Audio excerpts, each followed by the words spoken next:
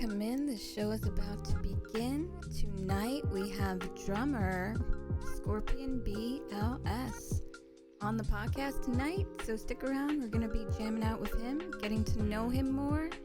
SkorpionBLS here on YenYorkCity Live.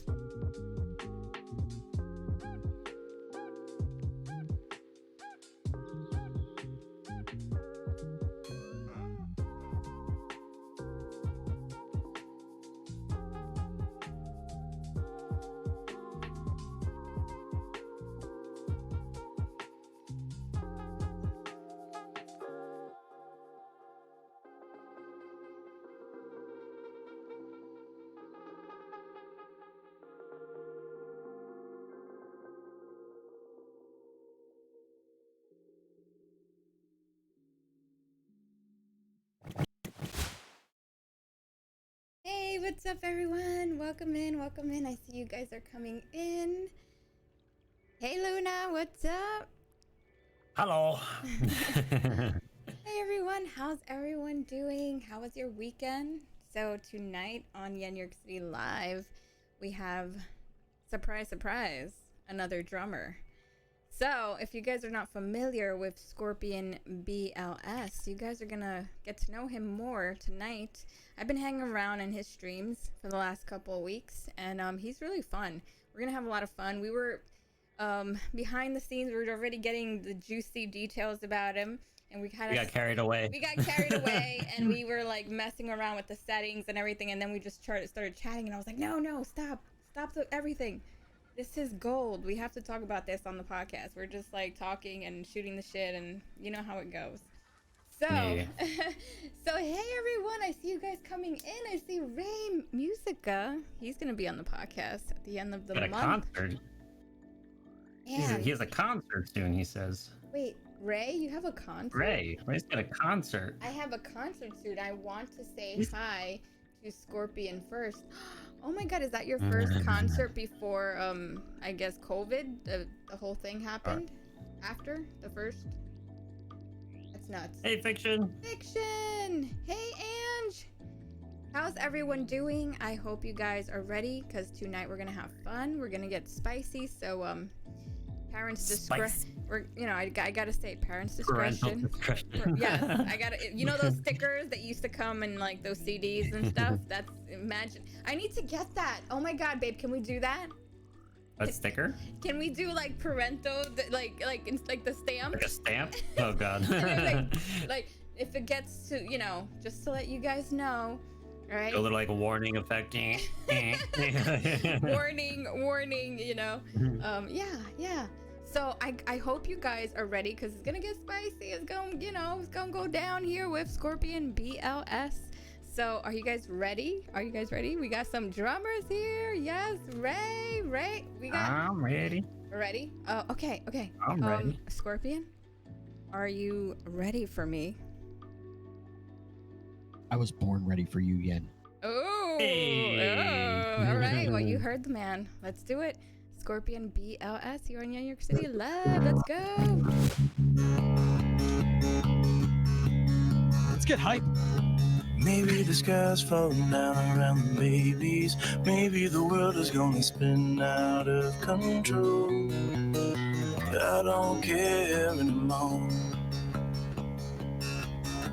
What if I quit today of working for the man and said I had enough? Well, maybe I can, 'cause I'm gonna end anyway.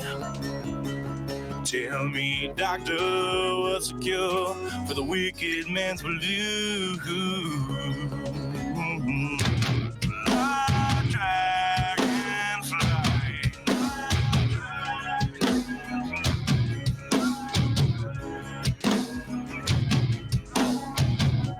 When the sky falls to the sea, I won't mind the cause of me. When the wind blows through the trees, I walk a line, a dragonfly, a dragonfly, a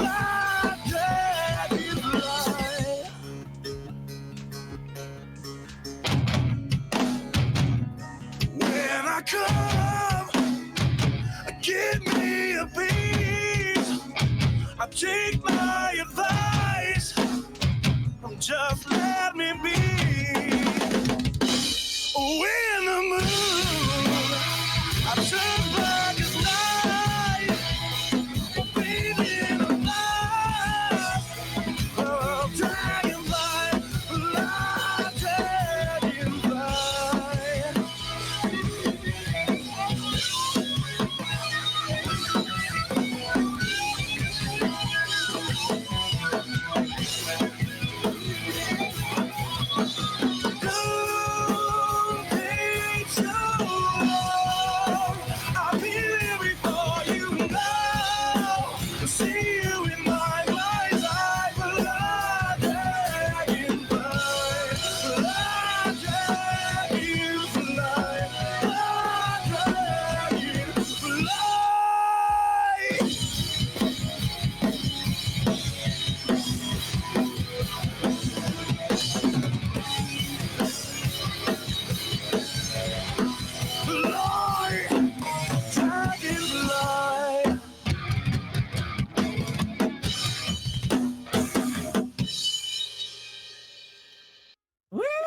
What's up?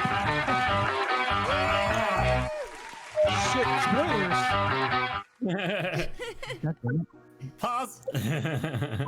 Oh, as you guys know. So, Nice, dude. That was nice. That was good. Scorpion!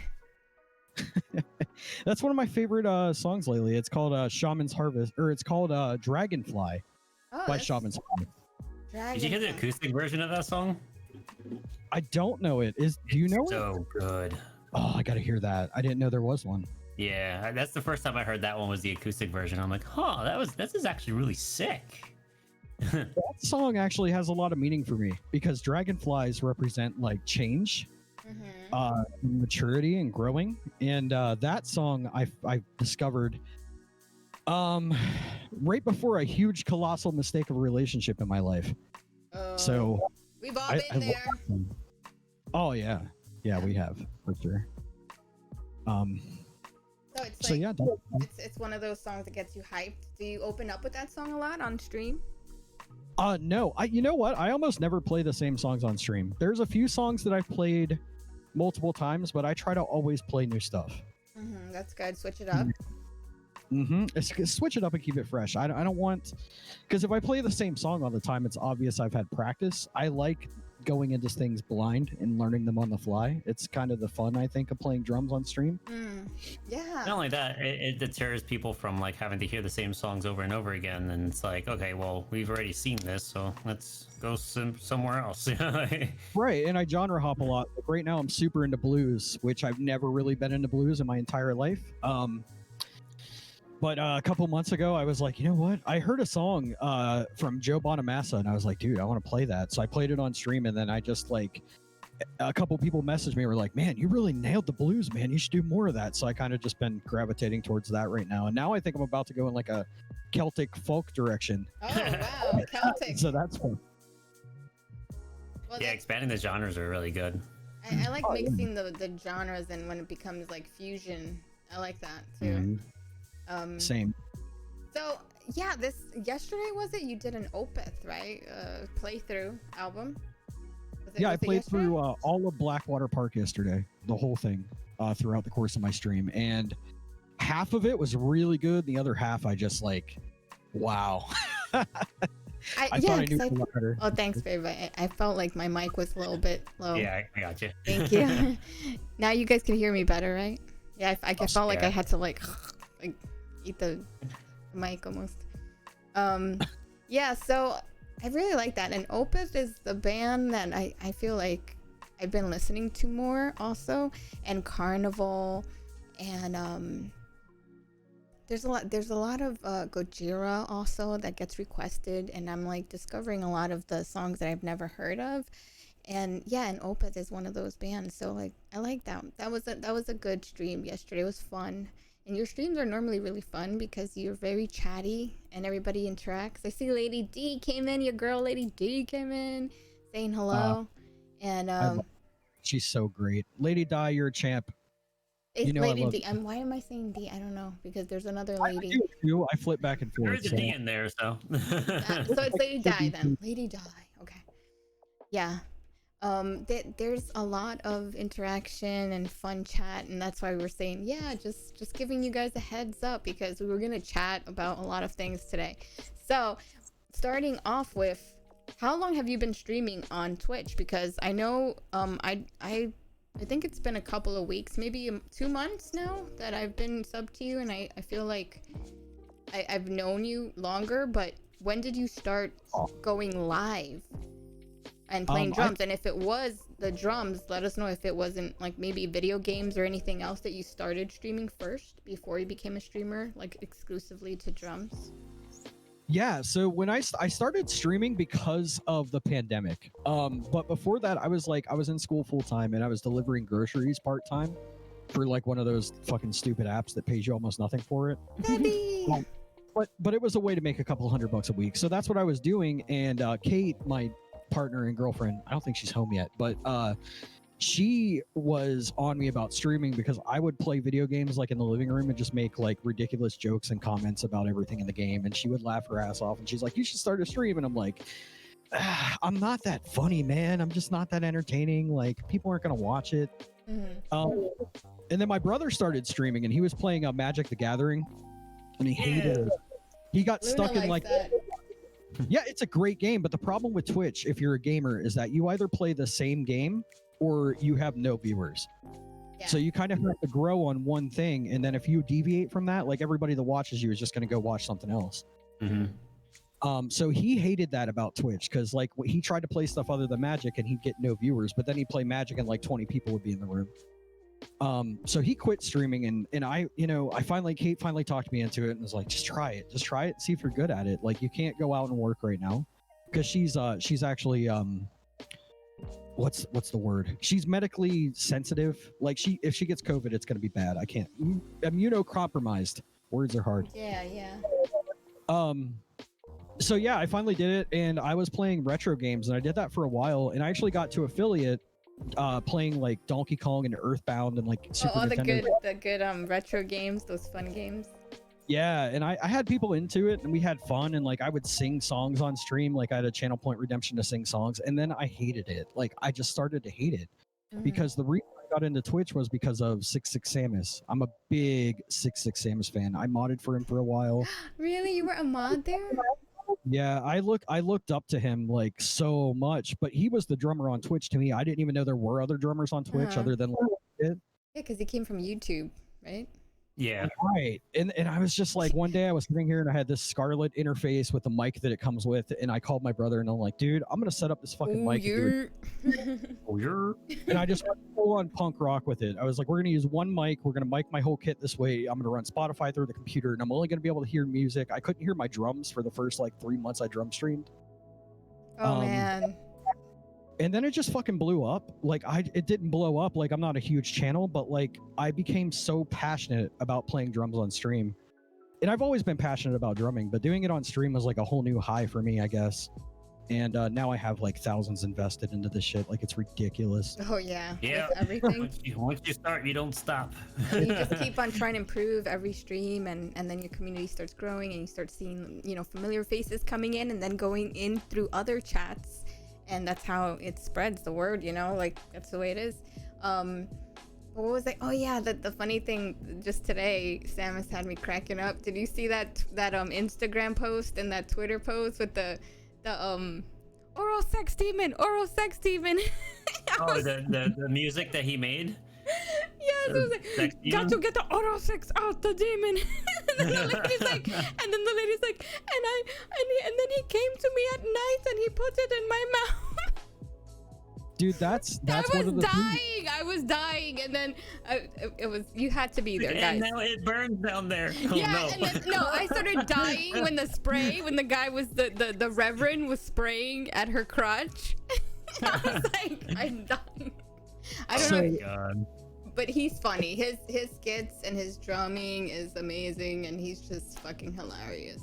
Yeah. He's like my number one role model. Like, I mean, maybe not number one. Matt Scurfield's up there too. He's Hey, like, I remember you. Yes.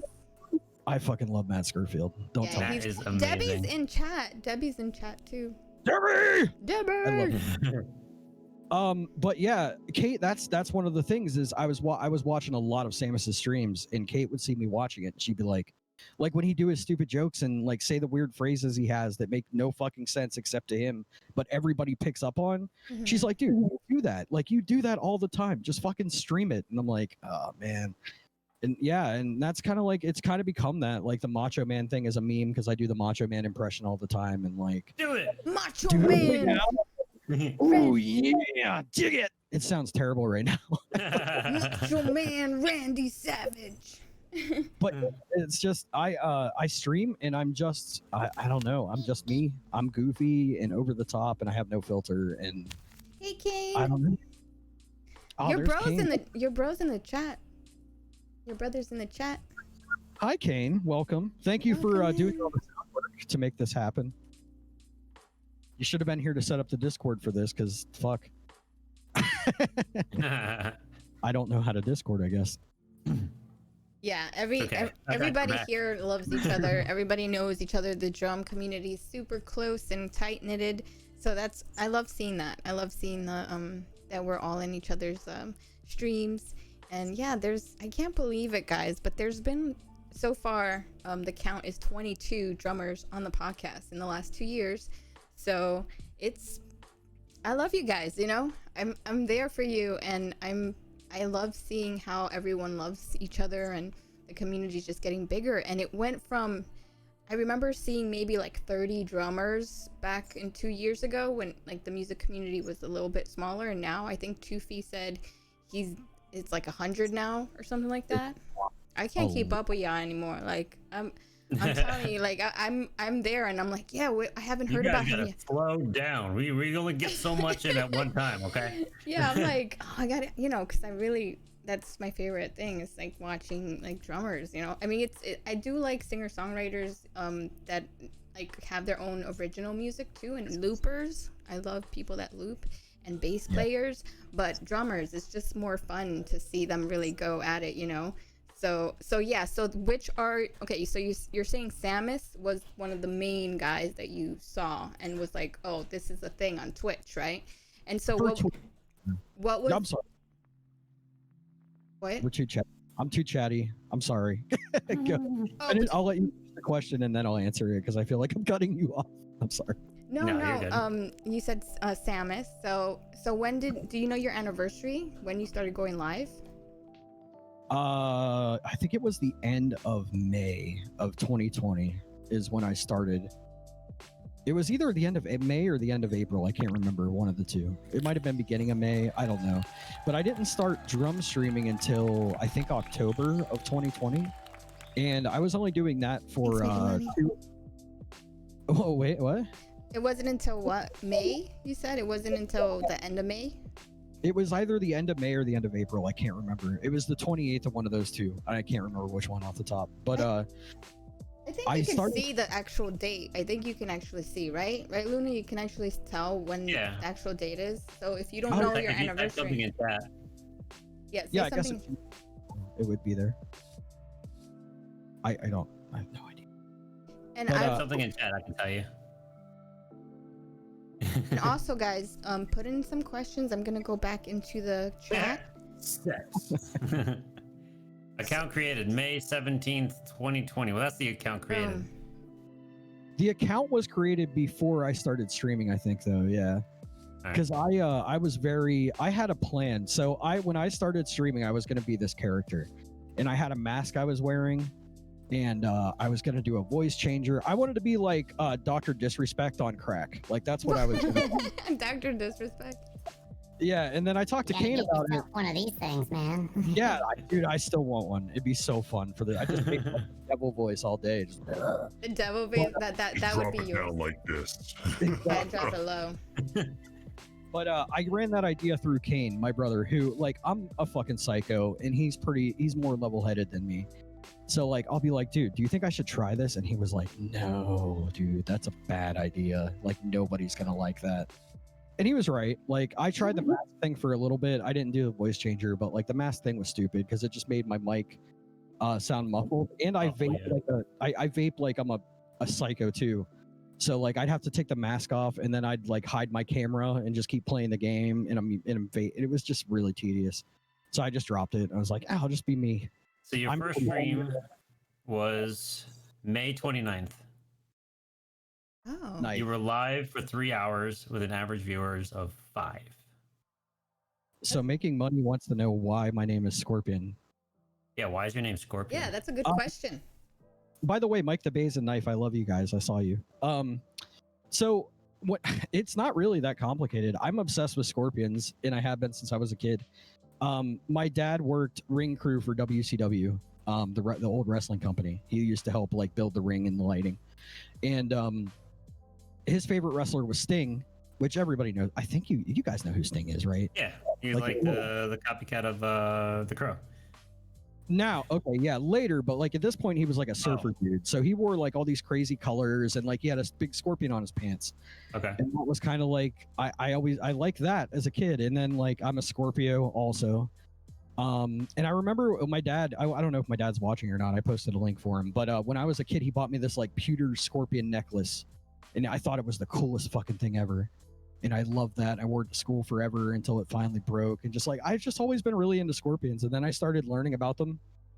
And they're just super fascinating animals, and I just think they're really cool. And then I got like the tattoo. I have a giant scorpion tattooed from like my elbow up to my chest. And that's kind of just I don't know. I was like, whatever I call myself right now in this little bar is what everybody's going to call me for the rest of my Twitch career.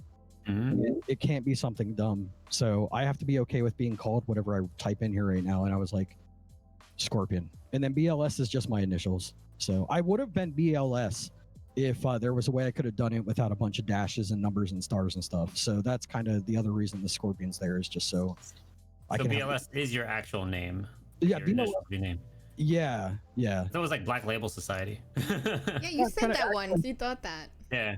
My ex thought that BLS, like she worked at Disney in Orlando, and she thought that Black Label Society shirts were for me because I had a podcast at the time, and I had her believing that for a while, just to. It's just like, yeah, she's like, I see these BLS shirts, man, like you're really popular down here, and I'm like, no, that's exactly. Yeah, no. You should have been like, oh yeah, come watch my streams. But yeah, I don't know. I love scorpions. I fucking obsessed with them in real life. I would have a pet one. Yeah, I was gonna ask if you have a pet.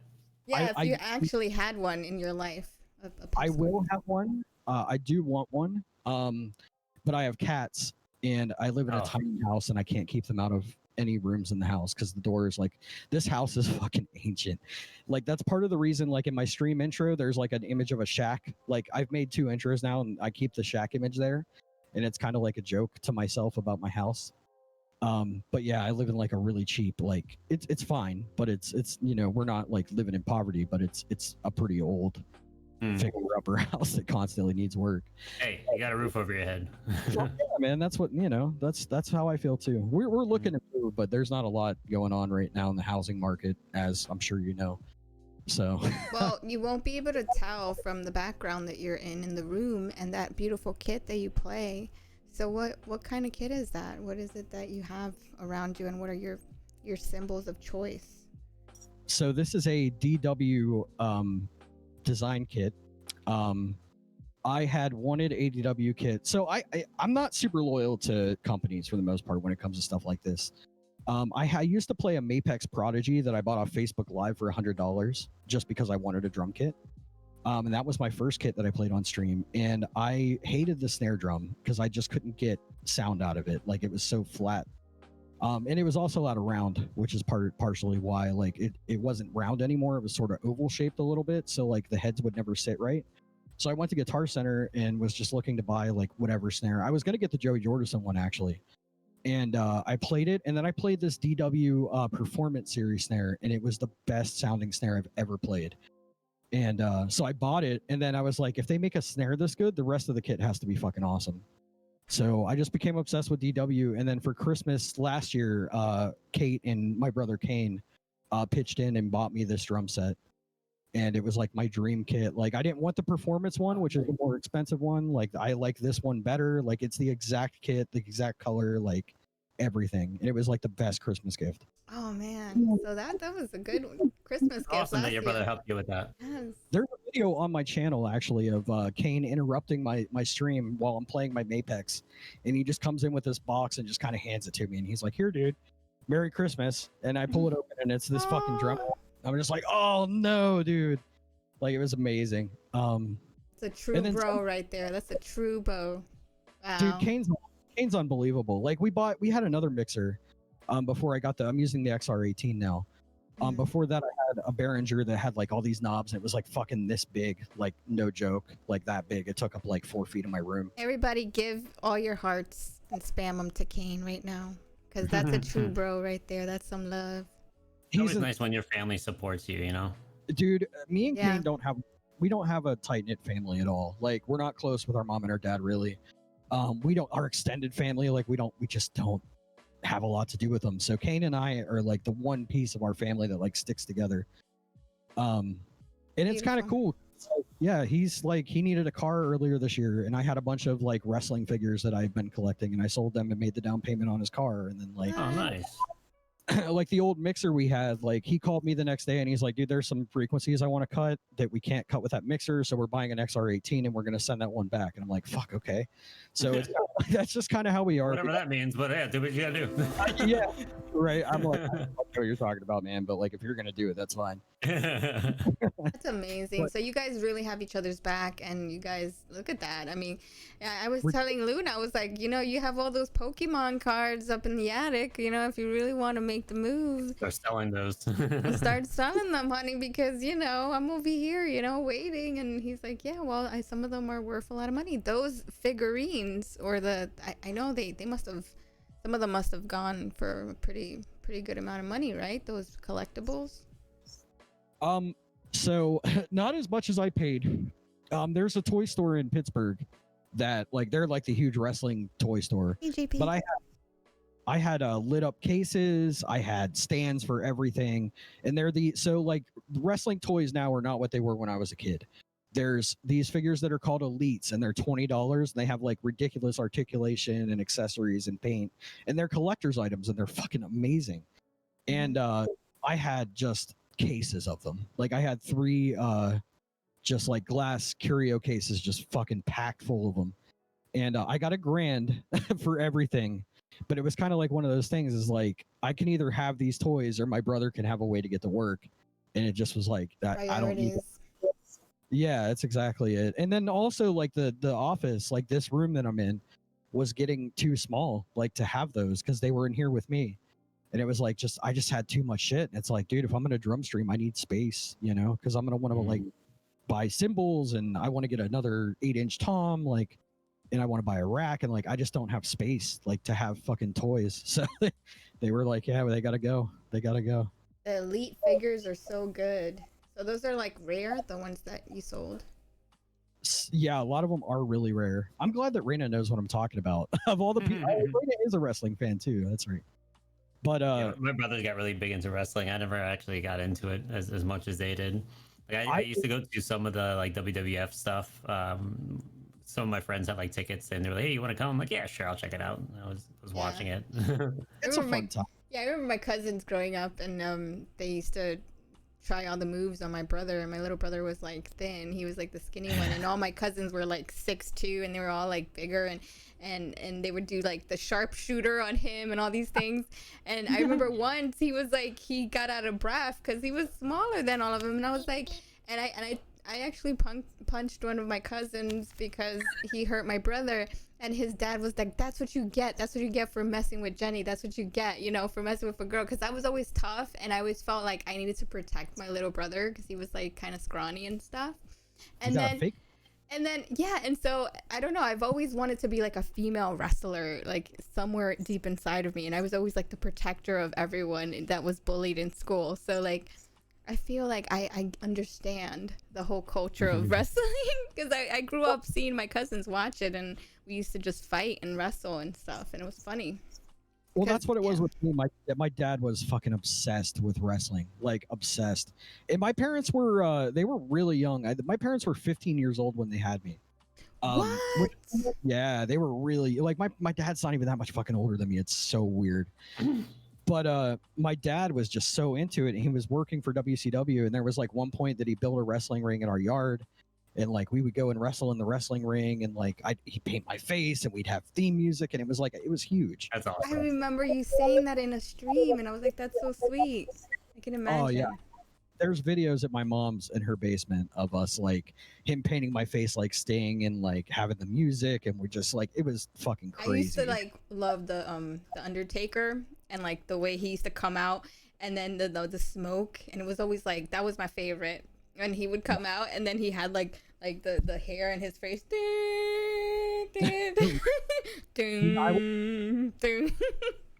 When I was like toddler age, I was fucking terrified of the Undertaker. I loved him. He was my favorite. I really thought he was an actual dead person. Yeah, I He did was a too. kid. Yeah, my dad would play his music, and it would scare the shit out of me. Like I'd run and hide. Like You had the bell. yeah, Yes, that was the coolest though. That was the coolest part. I was like, oh, shut up, everyone. That's my guy. That's my guy. Then they introduced his brother Kane. I mean, I can see the resemblance between you and your brother Kane. Minus but yeah, Wow. that was the big thing though. That's all what led up to the Scorpion thing. Honestly, was Sting, and then I just like stayed into it. I just like the Scorpion thing, and it's not really a common image either. Like not a lot of people use scorpions for like artwork. Like it's really hard to find like shit like the tapestries I have. And I was like, that's cool, because I'm like all about being fucking weird and like different. Like I don't want to be like anybody else. Like, you know. So That's the way it's you just gotta be. exactly. It's just another thing that kind of set me apart, and like it's also a thing that like people will remember. And I think Mhm. that's important for streaming. Like if somebody pops into the stream, maybe they don't follow that day, but they think about it. You know, they're like, Scorpion guy was all right. Maybe I'll go give him a go again. You know. So it's like, I don't know. I think it's more kind of a marketing strategy and kind of also just a personal. Scorpion guy. Yeah, I'm the Scorpion dude. Yeah. And you got that big ass tattoo too. You have to post it in my Discord. I make everyone post their tattoos. Raina put his picture of his tattoo, and Greer, Progcraft, Bobby, the Daily Bob. He had some oh my god, he has one of the most beautiful sleeves I've ever seen. If you don't know the Daily Bob, he has like planets and like. Oh yeah, Bob. Yeah, he's awesome. Yeah, he's awesome. He's a Dark Man's bestie, and yeah, he was on the podcast last year. So yeah, that to me is like a trademark right there, because you have the whole thing going with like Scorpion and the Scorpion tattoo, and it's memorable. So I think you did good. I like calling you Scorp though. I'm gonna call you Scorp. I like being Scorp. I like Scorpy. Like call me whatever. Just don't call me Brandon, man. It's so cringy. so he's saying that he doesn't like to be called by his birth name, Brandon. You know what's funny? Kate called me Brandon last night. I was like, what the fuck? Like she was yelling at me from the other room. And usually, you? babe, come here. Or like we call each other bitch actually a lot. Come here, bitch. Yeah.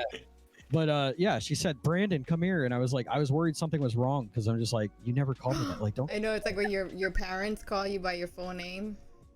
Right, exactly. Yeah, I was so worried about her. And then, Did I not take the trash out? What happened? What? oh, dude, no, it's the opposite in my house, dude. I'm the one that's like, babe, come on, do the dishes, take the trash. I'm fucking nuts. Like, I do all the housework, I do all the cooking, I do all the shopping, I do all the cleaning, and it's not because Kate doesn't do it. It's just because I'm just like that. Like, I want to be like doing something all the time. Thank you, Eric.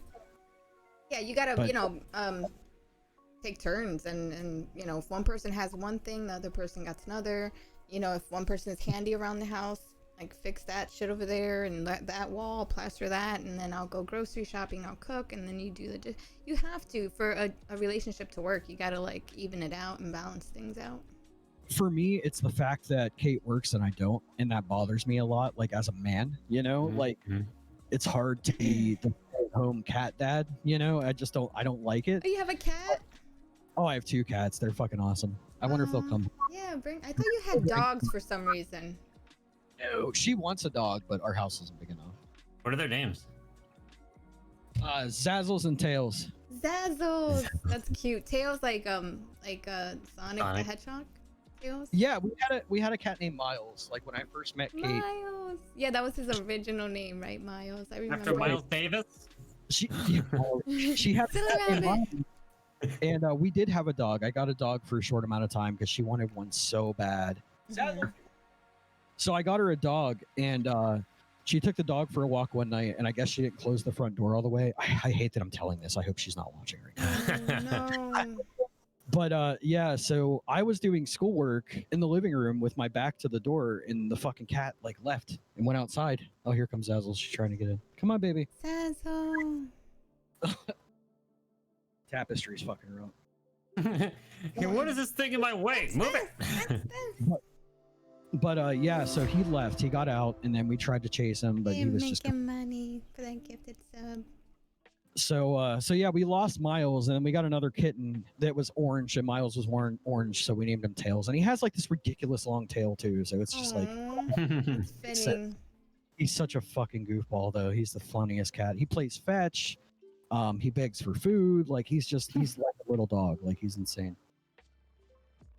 Zazzles is in here. She's not interested in me right now. What's big on Twitch is cat cams. Like everyone has a cat cam, and you know if you ever get a scorpion, a tank with a scorpion, Gotta have a scorpion plan. that could be your mascot right there. Be like, I will someday. Like once we move into a bigger house, I fully intend on having a scorpion. I also kind of want to get a snake too, because I've gotten really into snakes lately too, and I'm like, man, it'd be cool to have a pet snake, man. And Kate's like again.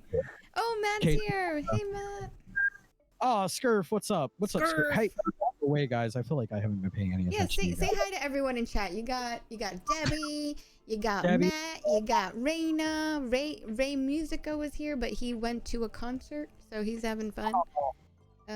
Kane, your brother, Silly Rabbit came into the stream just now. Making money, thanks so much for gifting those subs to Silly Rabbit and to Kane. You guys are all great. I love all of you guys, especially you, Matt and Brad. Brad's all right. Sometimes I have a very love-hate relationship with Brad, but like when it's hate, it's mostly just like I want to hate fuck him kind of thing. Oh my god. No, he's it ain't awesome. I true love- love until I really want to, like, you know, say fuck you. Brad's amazing. Brad is kind of like my big brother almost on Twitch a little bit. Like he was hanging out my stream constantly, and I was like, dude, why are you in my stream?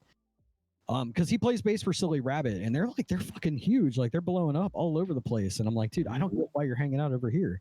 And then he asked me to be a mod, and I'm like, really? And he's like, yeah, man, I'd be a mod. So I made him a mod, and like, I don't know, we talk off and on when he's around. He's not like online all the time for me to message him. I wish he was. I would talk to him a lot more. But Brad, God damn it, reply to my messages. Calls me dad. Yeah, but Brad's You're cool. old, Brad. Yeah, Brad's kind of. Oh, whoops. That was behind the scenes stuff, right?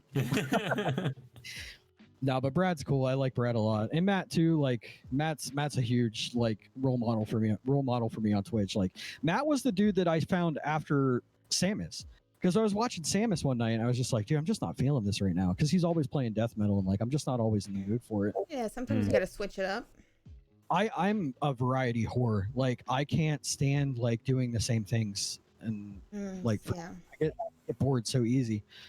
So I went over to Matt's stream, and he's like jamming classic rock and nailing it. And I asked him a question, and he spent like 20 minutes answering my question, and I don't remember what it was now. But I was just like, dude, how fucking dare you? You forgot what it was. I spent 20 minutes explaining this to you. Oh, thanks, money. Fucking sweet, adorable man, you. Very cool, dude. Glad I found but no, you. Yeah, he spent like 20 minutes explaining like this exercise to me, and it was something I was trying to learn too. I can't remember what it was, but I was like, yeah, dude, how fucking cool of this guy to stop his stream just to talk to me. Like, this is my first time here. He has no idea who I am, you know. And then after that, like, that was kind of my introduction to the community on Twitch, and then I met Toofy and Darkman and all the other dudes, and yeah, that's kind of where it all started though. And then that was what inspired me kind of to be like, you know what, I'm not going to play games anymore. I don't want to play video games on Twitch. I never really wanted to. I kind of wanted to be like I love my drums. I'm very committed to being a good drummer and practicing and always improving on that. But I also want people to come to my stream because they like me. Like I feel like if my personality isn't part of the stream, like the stream isn't really worth doing. You know what I mean? Mm-hmm. Yeah, So, because that's what makes them stick around and come back. Like you see how you resonated really quick with Matt and how he started answering your questions. So it's like a connection you build with your audience and people that watch you, and then you become friends, and you know the rest is history. Then you guys are just like in each other's streams, like, hey, what's up? Like what you did last stream, you know, that was amazing. And that's really... what it was. Like I wanted to make other people feel the feeling that Matt made me feel that night, and that please take that. Preach. But yeah, just that, like the interaction between me and him, like from fucking different states and like separate rooms and like different walks of life, and we don't know each other, but like to share that interaction was really cool. And I was like, man, I want more of that experience. And that's why I try to be like just a fucking goofy, like, it's just like I just want people to have fun. I want to be somebody that people feel like they could hang out with. Like I'm not trying to be like some larger than life like personality or anything. I'm just very myself, and I'm very open about everything. Like I have no secrets. I talk about my sex life all the time. I smoke weed on stream sometimes. Like I don't care, man. Like I don't care what people think. Like you gotta be yourself. You gotta be your authentic self. Like we're always talking about that, how people will know if you're being real, if you're being fake, if you're just not into it, you know. Like people will feel that vibe, you know. So just be yourself, and that's who's gonna be your following, and then you don't have to ever be anything but that, because everyone's gonna like you for who you always was. And that's the thing for me. Like I would love to have a family friendly stream so that I could get like a younger audience and like, you know, maybe teach some kids like stuff about. But like I'd be faking it, and it just wouldn't be genuine, and everybody would be able to tell. So I just can't do that. So like I watched Raina on here, and I heard what he said about it, about how he is you know, PG and all that stuff, and it works for him. And you know, I love Raina's stream. Raina's stream is fucking amazing. He had an amazing stream this weekend too. Yeah, but he's really good at doing that and like stifling all the fucks, and I don't have it. I just can't do it.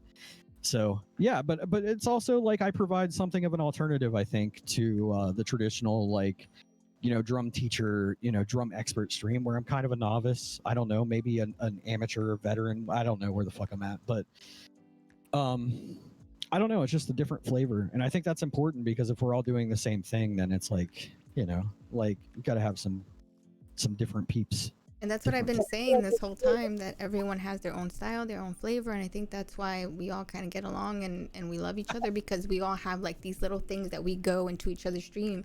And it's like, oh, this is like, oh, this guy's like such a nut, but I love him. He's a good nut, you know? And then this other guy's like, oh, you'll learn a lot over here because he knows his shit, you know? Or then there's like the lights and stuff, and like Luna's stream, or MJC stream. He has like an amazing setup. Like, I mean, there's just, and then Max A Drums has a very clean setup, and he's just so sweet. So everyone has something different and awesome about them, you know. And I know I didn't mention everyone. I mean, Toofy's funny too, and he has his pop-up figures, and he's just like, you know, he's this Australian guy that's just like fun. So everyone has their thing, you know, and that, I think that's what makes it really fun for all of us. Like you say, like your vibe attracts your tribe. Yeah, and I have it on a t-shirt, by the way. We have a shirt that says we have a your shirt. merch. It up. I'm like the shepherd of the, like I just want all the misfit weirdos that are fucking just being the weird people in their lives, like in real life, to come into my stream and just be like, man, this is a cool place and I feel safe here.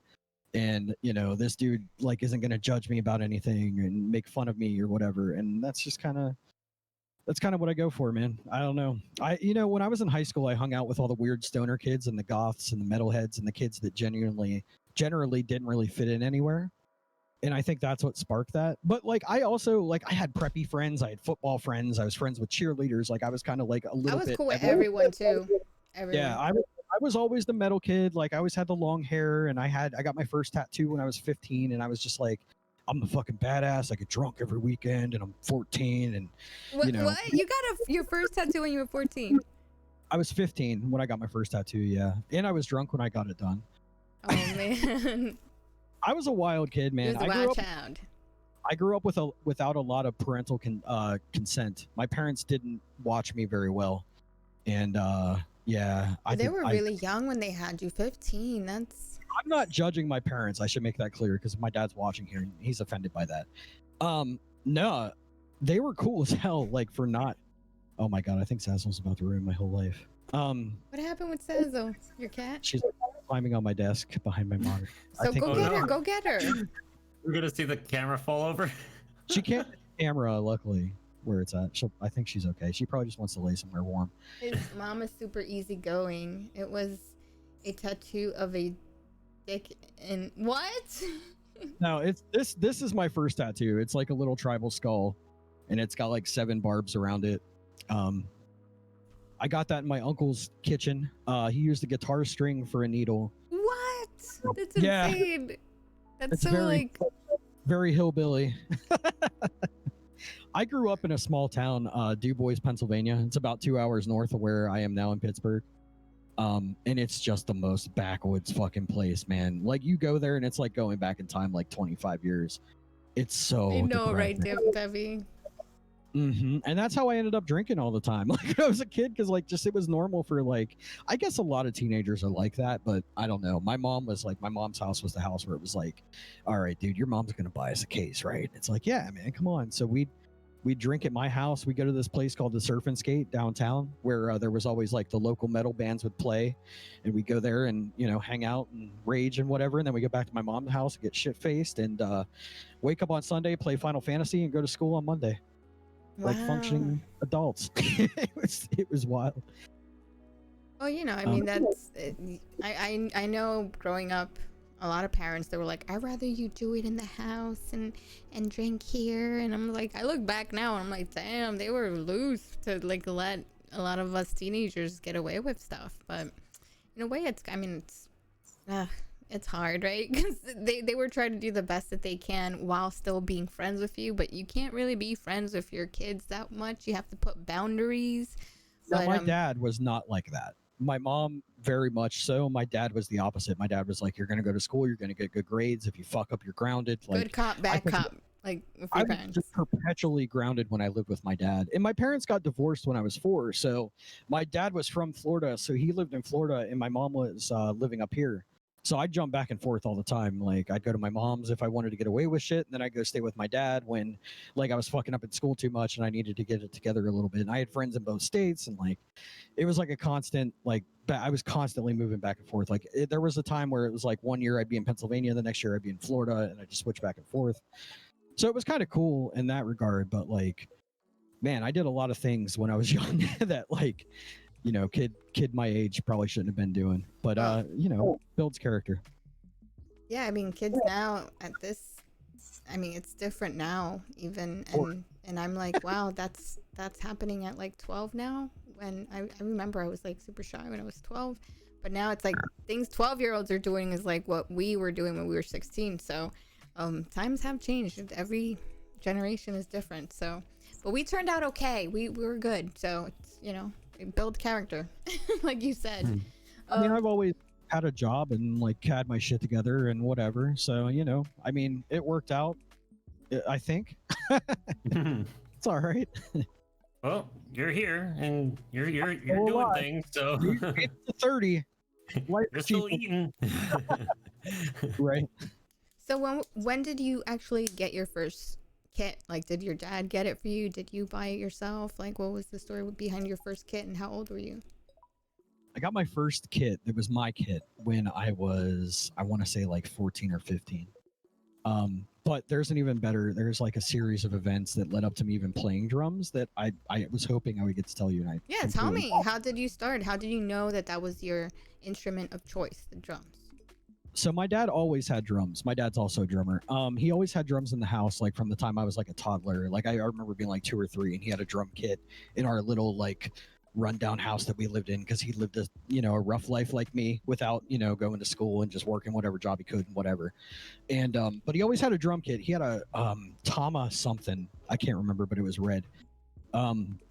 And I had no interest in it as a toddler. And then I remember when I turned 6, he was staying with my Uncle Dave and we went to his house and he took me down in the basement and he had his drum set up and he's like, "You ever thought about trying to play the drums?" And I just started crying. And I It was the weirdest thing. Like looking back on it now, I understand, but when I was like then, I just didn't get it. I was just crying. But I think looking back on it, I was just so like intimidated because I was like, I know that like I want to do this like so bad, but I'm also just like I don't think I'm ready yet. And then when I turned 7, my uncle had this little bar again in DuBois, and my dad was playing with his band, and they went to take a break, and they went outside. My dad told me before he went out, he's like, "Don't touch my drum set while I'm outside." And I'm like, "All right, I won't touch it, Dad." And I knew I was gonna touch it. It's like, it's like the opposite. We had to play the real Moby Dick. Exactly. I was so young though, and it's crazy how like much detail I remember this in. But yeah, I got up on the stage as soon as he went outside and sat down behind the drums. And Friends in Low Places was playing over the PA by Garth Brooks, and I sat down and I had my stick and I was like playing along to it. And I saw my aunt notice what I was doing, and she went out and got my dad, and I was like, I'm about to get my ass beat. Oh no. And my dad comes rushing up to the stage, and he's like, all right. He's like, I'm going to start it over, play it again. He's like, but do this. He's like, you need to cross your arms like this and do this while you're playing it. I'm like, okay. And that was my first and only drum lesson. But He from was then a on, natural. you know, I don't like to give myself too much credit. I had a feel, you know, I feel like I have rhythm, I guess. But it took a lot of work for me to become like a competent drummer. Like I wasn't just like I wasn't like a prodigy or anything out of the fucking box. Like it took years to actually, and there's still stuff like that I've learned this year that I couldn't do previously. Like I couldn't roll with my left hand for my entire drumming life until this year. So yeah, I mean, it's like after that, it was learning different albums. My dad would have me learn AC/DC and like Kiss and just real basic like rock stuff. And then I graduated to like Metallica and Black Sabbath, and I just kept learning new albums. And then like it was like the beginning of the pandemic, I was like, all right, I'm gonna start taking this seriously. You know, I'm gonna get a practice pad. I'm gonna learn my rudiments. I'm gonna actually practice and not just like bang on shit for a while. And it's amazing like how much my playing has gotten better just from doing that. Like I always thought rudiments were like a waste of time. Like I don't need that. And it's fucking, I wish I could go back in time and slap myself in the face and be like, you dumbass.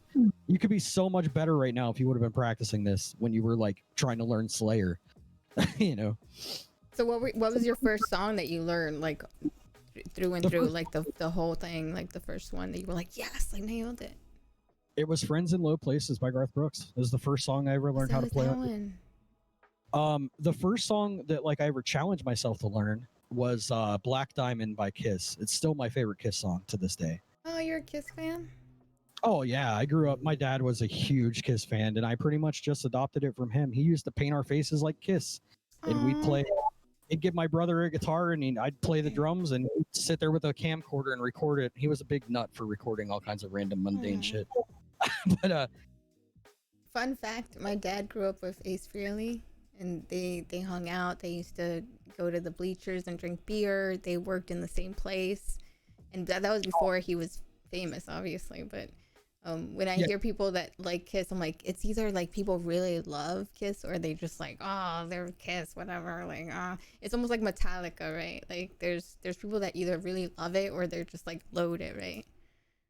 I mean, I'm kind of back and forth. Like, there's times where I really like Kiss, and there's times when I don't. But that's just my personality. I'm like, my favorite band today isn't going to be my favorite band a week from now. Like, I'll still like them, but like, I just jump from thing to thing. So I'm like fucking real life Peter Griffin, where it's just like, do the voice. You know how to do the voices? I can't do his voice. No, I can't. You have to ask Matt. He has that Boston accent. Scurfy. I can't. Yeah, I can't. Wait, who's coming in? Greer! Oh my god! Greer's coming in with that rain! Oh, nice. Greer! Oh, what a doll. What a doll. It's Greer! Yay! It's Greer! Oh, Jay. What's up, everyone? Thank you so much for coming in, Greer. I was lurking in there earlier. I know Dun Dun was in there. I saw Dun Dun. You guys were chatting in there. How are you? Thank you so much for coming in, Greer. Guys, if you don't know Greer, he's a bass player. He's an amazing person. He's a doll. He's so sweet. He's from Canada, so you guys know what that means. He's extra nice. killer bass player. He was the first bass player on the podcast this year. I think it was the second week. Yeah, he was in, and yeah, he's. Oh, thank you so much for coming in. And J-Mod was the first drummer of 2021, and he's crazy on drums. Like, if you guys don't know J-Mod, then I don't know what you're doing, because he's got it going on over there in his streams. It's always popping in there, and he's very cool because he plays like every genre, like what we were talking about, switching it up. Yeah, and he's very groovy. And Luna was actually telling me he had a dream with you, J-Mod, last night. Oh yeah. What? Yeah, no, Yes. It was so it's not like strange. that, I Not swear. like It wasn't that, like that. Man, Luna, I was joking about all that bicep. This shit's rubbing off on me, Scorp. Disclaimer. J4 Mod is fucking amazing. I love that dude. He's Like, crazy good. there's a lot of dudes that I watch on Twitch because they're my friends, you know, and I want to support them. And J4 Mod is one of those dudes, but he also just fucking mesmerizes me because he plays everything like linear. Like he doesn't play So the way the tight. rest of us. It's fucking You crazy. can't say linear to J4 Mod. He plays the way he plays. He plays J4 mode is what he does, but dude, oh my God, I love watching him play drums. Like there's times that I won't even request anything, and I'll just sit there and just watch him and just be like, how the fuck is he doing that without like keeping the time on the hat or whatever? Like he's Oh, just we like, got J- Yeah. Yeah, the dream I had was funny. I had it was Thanks for the follow, me. Mike. I was invited over to J4's place, and it was like an apartment area, and he was going to play for like a talk show. So like he was like going to be a drummer for the talk show, but then somehow I got involved for being either like the backup or had a spot, maybe like an opener for playing with J-Mod, right? And and then I'm like practicing on his kit and I'm playing, and then like I'm like, so is there like a song like in particular you want me to play to or something? Like he's like, oh no man, just have fun, just do what you're doing. And I'm like, oh okay, cool. I'm just like playing, and then we have to sleep because the studio time was the next day, and then Yen came over because she was gonna come over and come with us to the studio. She came over a little late. And then she went to go take a shower. J4 Mom went to go lay down, and then Yen All comes these out. details. Yeah, it was interesting. J4 Mom had a sleepover, and I was invited. I think it was because we were building those houses in the video game yesterday with Darkman, and me and Chris were like, oh, we're roomies now. I think we were talking about that because we were in his house that he built in the server. Yeah, so I think that's why we were all thinking about it, and all the drummers and everything got mixed up. But yeah, so look, and then he comes with the raid. if you guys want to start a cult and do a commune, I'm down, man. We'll build houses for real, and just all the dreamers will live like in the It's so same. funny, right? We'll have Off a the little. grid. Exactly. We also have MJC drums. We just talked about you, MJ. We were talking about your setup, how your lights and everything going on is like amazing. And he's gonna be on the podcast. Yeah, he's gonna be on the podcast next month. So give him a follow. Awesome too. I found MJC during Drumsgiving, I think. Was the first time I watched him, and he was the first drum streamer I saw that was like just with the production, like the lights and the camera and everything was just so on point, like, and just fucking, I don't know, like it's fun to watch. Like he's so bright and cheery and just usually wears a weird costume. Like MJC's awesome. He's a fantastic drummer too. Yeah, Like, I like There's his a lot of glasses. great drummers. Look at all the drummers It doesn't in matter chat. like who you go to or where you go. Like everyone's gonna put some sort of performance, you know, and and the vibes are all good. So, and that's like every drummer we've had on the podcast, including Scorpion. Yeah, Vibes are great. I'm all right, man. I don't. You are a blast. I love watching you when I catch you, man. I have a good time. I tried, you know, I just like I said, I just try to be myself and have fun, man. And I know I'm fucking weird and out there, but that's just me, and I can't turn it off. That's what we need. Like Yeah. it's like you bring a diversity of a personality, and everyone has their personality, and that's your personality. So you Right. know, I always feel like I'm like towing the line, but I don't know. It's not But gonna look, change. like it's you. Like he can't really adjust you for who you are, you know, and just kind of like, I mean, if you want for branding purposes, but like, you know, if this is your presentation and you know you're you, so it's authentic, you know, you're not. Yeah. I'm glad I'm honestly appreciative of you guys in chat and you, Luna and Yen, of saying that. Like, that means a lot to me, honestly. Of course, that's all we encourage is you got to be your fucking self. That's it, your authentic self. All the people that are in chat that came out to go and Look watch at this! you. Look at this! Look at this fucking amazing chat we got going on. We got J4 Mod, we got MJC Drums, we got Johannes is a big supporter. Also, he's a musician. Tito Nitro Drums, okay. Raina Vandel. We got Silly Rabbit. Look at all the love. Look at all the love here. It's nuts, man. Because it's real.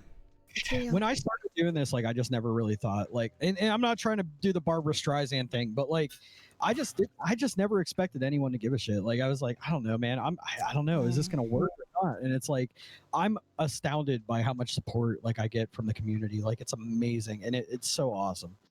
Like, there's a lot of days where I don't feel well.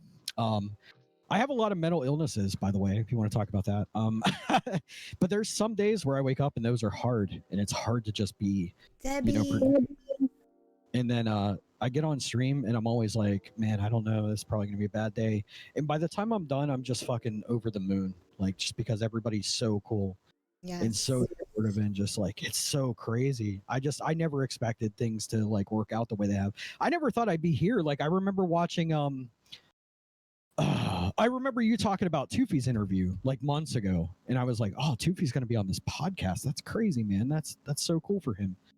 And then when you came into my chat and I was like, hey man, like I'll be on the podcast. Like, I was like, and then you messaged me. I was like, dude, that's crazy. Like, I can't believe they want to have me I on. would, and I did, and here you are. I appreciate you guys. I forgot to say that at the beginning, but I appreciate you guys having me. You guys are super awesome. And I love hanging out with both of you guys too. Like, I mean, in private, we were talking about, I've been worried all day that I offended Luna the other night. I've been thinking. What are you talking about? I do that anxiety thing where. Oh, you overthink things? I do that yeah. too. Like, I'll have a conversation somewhere and it'll replay in my head because I'll be like, yes. that was the wrong shit to say, dude, and I don't know how to fix it, man. And it just echoes and echoes in your mind. It's like, man, I hope I didn't make this person feel odd or like weird, and you didn't mean it, you know? Exactly. I know what you mean though. But no, Luna's, it takes a lot for him to get like offended or anything. Or I don't even know what you said, but I don't think he took anything you said offensive. Well, we were talking about, I was talking about how nice his biceps looked on his stream, and I love biceps.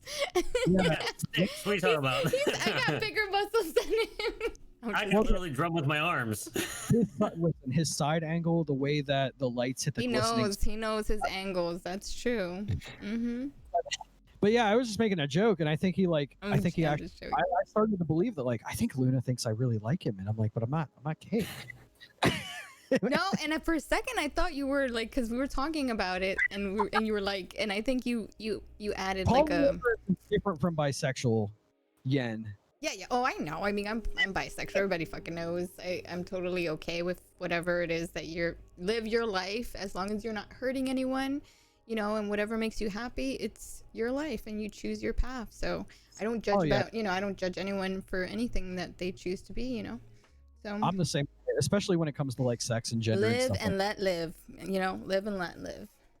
I think it's crazy. It's absurd, like the lengths that people are willing to go to stifle what other people are doing in their bedroom, or like with their penis or vajayjay. Like, it's just it blows my mind. Like, when it comes to like politics and like religious like groups and things, it's just fucking weird, man. It's like, why do you care about who somebody else is fucking? Like, it's no effect on you. And I also get really frustrated, and I talk about this a lot with Lady Di, about how like women who sleep with a lot of guys get like this weird judgment put on them, like they're sluts and they're whores, and it's like, but if a dude sleeps with like 20 or 30 women, he's like a bro, and like, let's high five. Like, hey, you a bro. I fucking hate that stigma. Yeah. It's like, yeah, like virginity Double is not standard. I don't dig that. I don't go for that at all. That's like one of the things, like, I don't ban people in my channel. Like, I make it a point to not ban people. But if you're sexist, if you're a bigot, if you talk shit about somebody else's lifestyle, like that type of stuff isn't like, I just won't tolerate it. Mm-hmm. But yeah, those are the few things in life that annoy me, is just like weird Oh my sexual god. stuff. Silly rabbit. What did Brad say? Son of a No judging. I mean, what? Debbie already warned me, like, don't say everything that these guys are saying in chat. She knows. I always stop if I don't understand. I just stop and just read it to myself. Like afterwards, I'm just like, wait, do I want to read this out? Oh, Toofy's in the chat. What's up, Toof? Toofy. So in Lady Di's defense, just to make this clear, she's saying love, but she's typing it in stars so that it looks like it's maybe something more risque, and it's kind of. But she loves horses. She doesn't, fuck them. Oh my god. That's what I'm thinking. I'm like, wait, does this have to do with Clips that are anything? gonna come out of this podcast. I already feel them. Animal love. Like, what is going on here? Bestiality 101. We love horses. She loves horses. I mean, they are beautiful, majestic creatures. I mean, I'm not gonna say I haven't looked at a horse and been like, you know what? That tail, though. That beautiful hair. Exactly. I hope Lady Di's for this. Oh, she is here. Okay. It would have been awkward if she wasn't. Oh man, but yeah, I never answered your question about my first drum set. So. Oh my god, we like totally went the other direction. Derailed. Yeah. Segue. Far Segue. right. Thanks, Making Money, for gifting that tip to Lady D. Yeah, after, I was 7, I was playing on my dad's kids for all that time. And then I lived in a trailer with my mom outside of the small little DuBois town. And I really wanted to start a band, like with my friends in high school, because my friends all had guitars and stuff. And I'm like, but I don't want to play guitar, man. I got to play drums. Mm-hmm. So I bought a Mickey Mouse Clubhouse drum set. It was like gold and glittery. And the front head was Mickey Mouse. And that was my drum kit. And I had one bass pedal, but I had 2 floor toms. Right now. Oh, okay. I see him. Oh my god. But I tuned one of the floor toms flat to sound like a bass drum, and that's how I played double bass while I was like learning on that. And that was like with the only kit I had for a long time. And then I bought that Mapex kit, but I always played on other people's kits until 2 years ago when I bought the Mapex. I finally had like a decent, not great, but my own kit.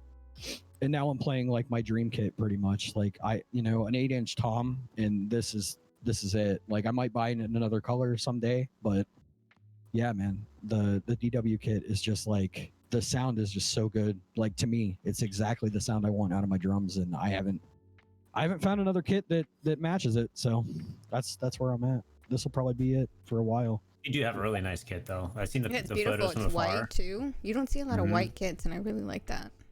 I like that too. Actually, Kane sent me a picture of it in white, and he's like, "What do you think of this?" Because it was either this or I think Tobacco Burst were the 2 options we had that we could order like now. I guess I didn't know about this at the time, but that's what he was looking at. And he sent me the picture of it, and I was like, you know what? That's fucking cool, man. Randy Rhoads played a white guitar. Fuck it. Yeah, let's play white drums. I don't care. And Yeah. and it looks really good on stream too, because all the lights like reflect off it really well, and it's just kind of a unique look. So I love it. I love this kit. Like I'll never get rid of this drum set. Yeah, it's beautiful. I tell you, I love the whole white thing too.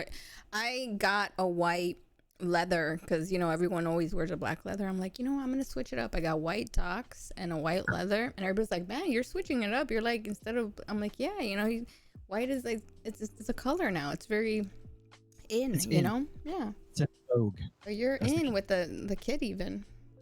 I like it. It's beautiful. I think it's very different. You see a lot of different kits, but you don't see a lot of white kits. So Well, and then I discovered the Evans Onyx heads, which Evans should sponsor me for using, because everybody else, well, not everybody else, but a lot of people have been like, why do you use those? Why not D2s?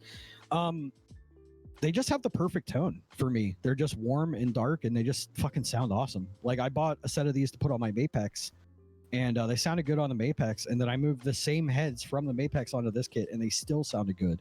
And then I looked at the last time I ordered heads, because I was like, I should probably get new heads. We're getting a new mixer. Like it's time to tune and update and do maintenance. And those heads were a year old, and I had been streaming with them forever, and they still sounded fucking good.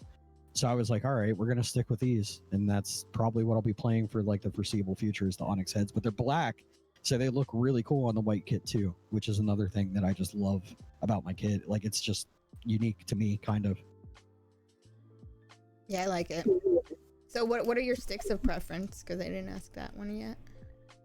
I've always used Vic Firth 5As for the longest time. Even like I started off using Zildjian sticks, which are also Vic.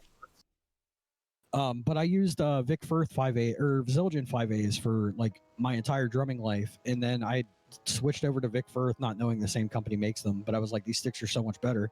And then Samus, again, I saw Samus, and somebody asked him what sticks he uses, and he's like, I use Vic Firth 5A X or X5A or whatever, like extreme, and they're like an inch or so longer than traditional sticks, but they make it much easier to have like a center of balance on. So yeah, I have a this is like a regular, I think this is a 5B actually. Yeah, it's a 5B, but like yeah, it's like just slightly longer than a normal stick, but that makes a world of difference for me. And Samus does it for blast beats, but I just think it gives me a better like control over bounce. So yeah, Vic Firth 5ANs, extreme 5ANs are the only sticks that I use. And I have a random pair of Vader sticks that I don't know why I even have them, but they're here. Just in case one breaks, you have an option. I break all my Vic Firth sticks. I have a pair of 5B Vaders that I can use, I guess. Yeah. Yeah, I had like some mismatched sticks in the other room, and I'm never gonna play these, but I'm just gonna hold on to these. That's the thing is like, there's been a lot of times where I'm like, man, I should throw away those Vader sticks, but it's like, but what if I need them though? You know, like what if I get stuck on an island and I only have one pair of drumsticks and it's these Vaders, you know? So yeah, I just can't bring myself to get rid of them, so they just sit there, and occasionally I'll grab one by accident and be like, oh god, and then throw it back in there. It feels weird. Yeah, it's wrong. Feels wrong. Give them Vaders away. Yeah, I'll probably give them away. My Mapex kit I wanted to give away to a charity. So I wanted a younger person that wanted to get into drums like how I was, that just couldn't get a kit for whatever reason. I wanted my Mapex to go to somebody like that, and I tried to find someone to give it to, and I couldn't. And then the other option was like donate it to charity, but like I didn't want to do that because I was worried about like, you know, what's the charity do with it? You know, like I don't know where it's going to end up, and I don't want it to get like trashed or whatever. And it's not a great kit, but it's, you know, it's a kit you could learn on. Mm-hmm. So my younger brother like hit me up in my stream like a couple months. I don't know. Time is irrelevant to me. I know, right? Quarantine. But he hit me up and he's like, man, I really want to learn to play drums. I'm like, all right, play these rudiments for me to prove that you're serious and send them to me in a video. And if you do it, I'll give you the kit, and I have a whole set of heads to put on it. So you can come up here, I'll put the heads on, I'll show you how to tune it, and then you can have it. So that's where it's going to end up going. And I'm super excited for that to happen. Cool. Nice. Yeah, I'm definitely going to film it, and it's going to be like somewhere, either on my Twitch as a video, or like I'll put it on my, I don't know. I want to start uploading to YouTube, but I just haven't gotten around to it. Well, you just did a collab, right? You just did a song that you posted, what, a day ago? With Yeah. So I want to get into, I've been wanting to get vocal lessons forever and like learn how to sing. I love to sing, and I'm very passionate about like lyrics and the meaning behind them. Like I love that. That's like even more than drums. Wow, see, babe, somebody that's a drummer that listens to lyrics. He's always saying like drummers don't listen to the lyrics of a song. They it's all about the beat. I'm like, no, there's drummers out there that do, and boom, there you go. So yeah, you want to like, I know a great vocal coach. I have a great vocal coach myself. Send me their info. Yes, he's amazing. He's amazing. He's from London, and yeah, he streams, and God, he's one of my favorites on here. Joshua Wu, yeah, he's amazing. Josh, yes, Josh, yeah, he's really amazing, and he's also he does lessons. So yeah, I'll hit him up. Like, send me the details in Discord. I'll hit him up. He's lovely. He's a lovely person. But yeah, I want to be like, I want to be a career musician. So like as many things as I can learn, you know, that only benefits me. So I don't know that I'd be a great frontman, but I could sing. I don't know, maybe. But yeah, I did a collab with Luke Drums from Instagram. I don't think he doesn't stream on Twitch right now. I'm trying to talk him into streaming on Twitch again. I don't know. Apparently he used to and he doesn't now. But he's awesome. He's just a really kind dude. And he posted on Instagram and was like, I did this cover of Hollow by Pantera. Does anybody want to record vocals for it? And I was like having one of those weird days where I was like, you know what? Yeah, I can do that. And so I hit him up and I'm like, all right, man, I'll do the vocals. And he's like, okay. So I recorded it and I was like, fuck, man, I can't send him this. So I did like 5 more takes and then I sent him that take and was like, okay, I feel somewhat confident about this one. I sent it to him overnight and I waited. And the next morning he hit me back and he's like, yeah, man, it's great. He's like, yeah, finish it up and send it to me. So we finished it and I sent it. It's on his Instagram and it's on mine if you want to go listen. I don't think it's particularly great, but I feel like it's more about just getting outside my comfort zone and just putting myself out there and trying something, you know? You gotta just do it and try it and you know, actually get it going. And then if you feel you need help or vocal lessons, coaching, then that always helps. I absolutely fucking need coaching. Yeah. Yeah, I'm not good. There's some things I can do better than others. Like, I'm good at like cold and like stained, like that type of like low, deep, not a lot of nuance type vocal stuff. But like when it comes to higher pitches and like my growls are like not where I want them to be at all. Like, but I don't know proper technique. That's the kind of stuff I want to learn. But yeah, I would love to be able to do vocals and play drums. Like not necessarily at the same time, but like, you know, I just fucking love music. And the more that I can do with music, you know, that I'm willing to put in whatever work it takes to do that. So yeah, absolutely. I'd love to get lessons from Josh. He sounds delightful. Yeah, he's amazing. Yeah, he's great. You'll end up picking up his accent, which will probably bring in a lot more I'll get so much butt after that, man. Oh my god, that's like lately I just love like that UK like he's from London, and for some reason it's like we've had a few people from UK, and it's just something, I don't know, it's like I really like vibe with them. Like I think they're very similar to New Yorkers. I know that sounds weird, but we have that really dry humor.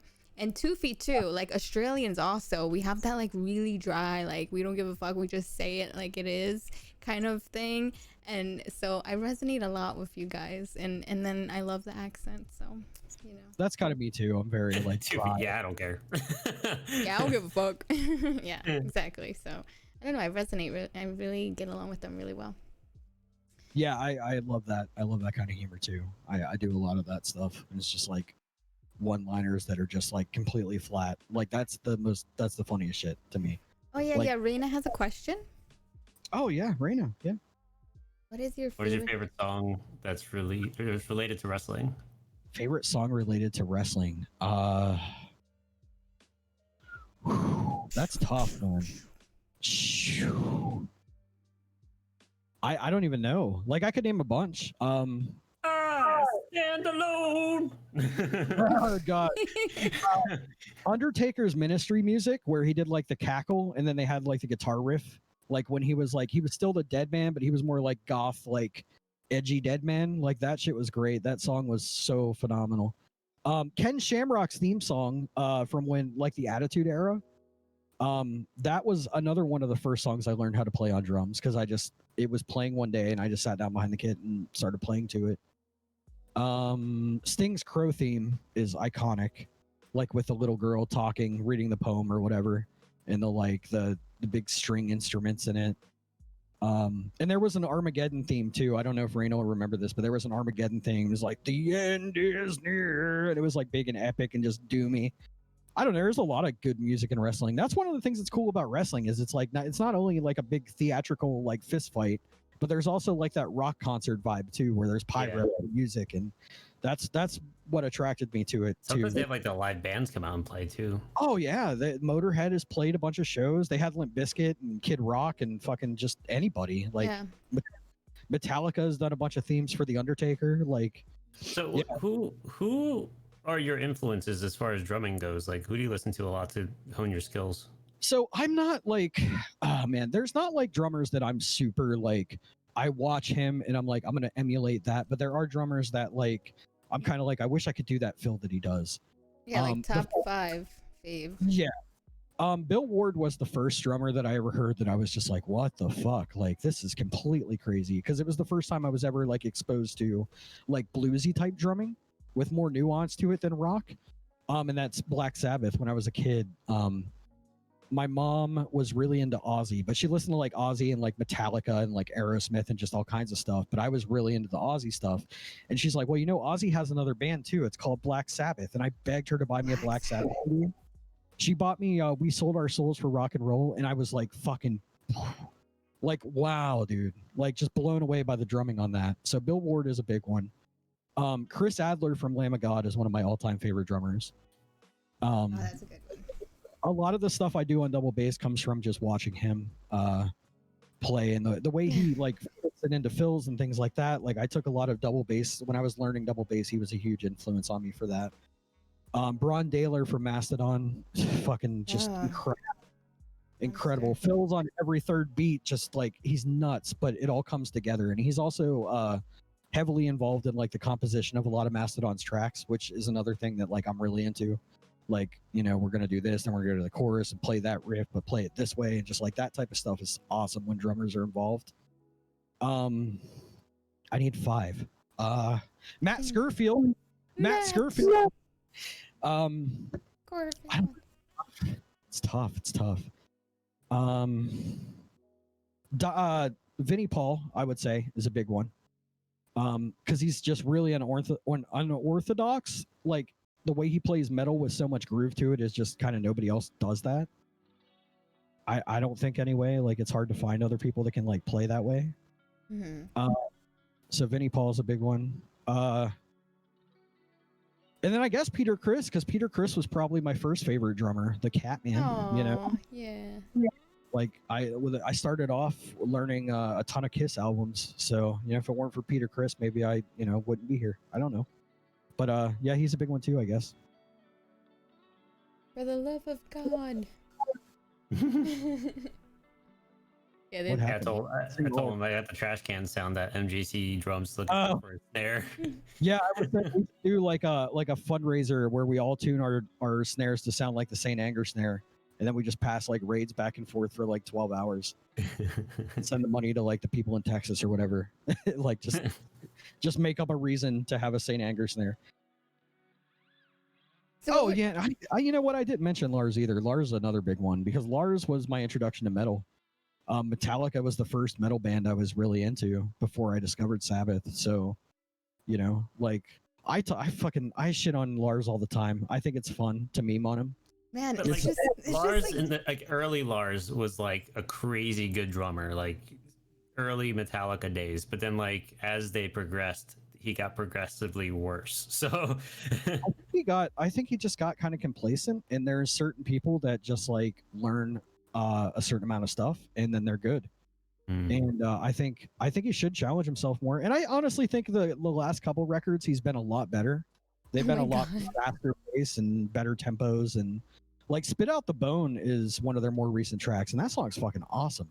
Like Lars kicks ass on that track. That track took me like a while to learn how to play. Not that I'm like better than Lars or anything, but like, I mean, as far as like trying to learn somebody else's stuff, like. So how many guys in chat that are drummers think they're better than Lars? Because you guys, I see you talking so much trash about Lars. Let's just be honest. You know what? I won't say that I'm better than Lars. Oh shit! Look at Luna's like. I will say that I can play everything Lars plays because I make it a point to learn most of Metallica stuff.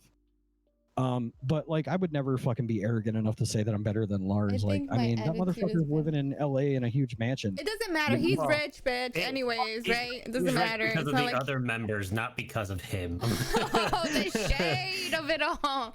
He was carried by the rest of the band. Okay. They carried his damn. Who cares? He's rich. Whatever. Like it's fine. I agree. I do agree. I mean, if you go and listen to Injustice for All, and then you listen to anything after that, it's like, fuck it, I'm better than him. Oh shit, Toofy. Own it, honey. I'll fight him. I'll fight him. I can play a lot of stuff that Mike Portnoy plays. I am not necessarily better than him, but he also made Dream Theater for who they are today. So he can take all that kind of credit versus Metallica. I mean, that's true to a point too, but like Lars is also pretty instrumental in the writing process too. Like if you watch some of their studio stuff, why are you making me defend Lars right now? Stop it. They were carried by Dave Mustaine. Grab No, some popcorn. I had a couple people give me a hard time about making fun of Lars, and I'm like, dude, it's a meme. Like everybody's open for like make fun of me if you fucking want to. I don't give a shit. But like, there's a lot of funny shit that has happened with Lars that it's fun to make fun of. Like it doesn't mean I don't respect him, but like, I don't know. I think it's Like fine to make fun skill of Lars. wise, I guess, right? Skill wise, like he didn't I involve have as something much. funny to say about Scorp. Your hair is beautiful. Oh yeah, Oh, why are thank you you. hiding that beautiful mane? Scorp, let it out. I was feeling beanie life today. I don't know. I mean, I mean, sometimes when you have it in there and then you take it out, it's like, is it curly or is it like straight? if I get out of the shower and I blow dry it and I brush it and I put it in a ponytail, it's fine. Mm-hmm.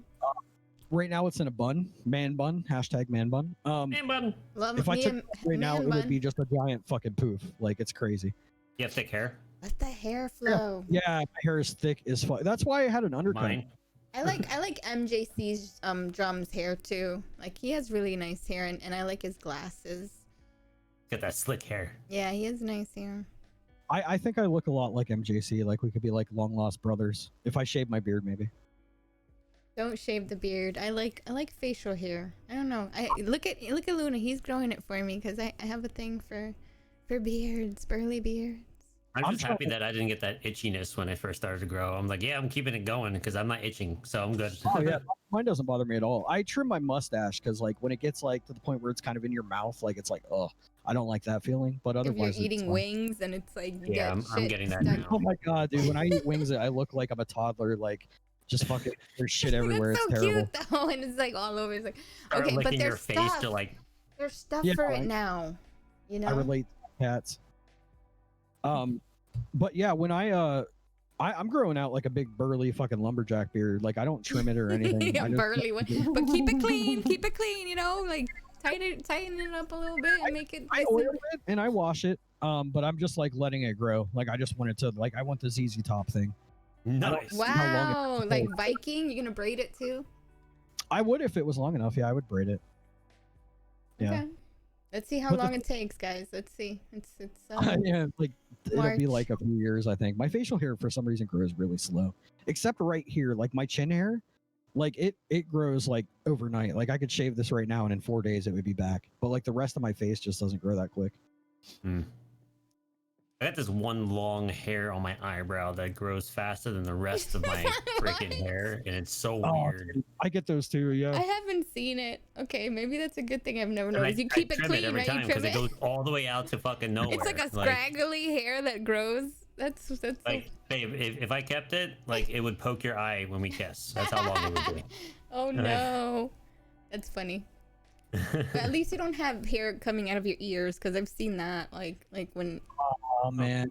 Yeah. like old, that's- really like elderly men that just like they don't give a shit. They're like, "Pfft," and I it's like, trim mine.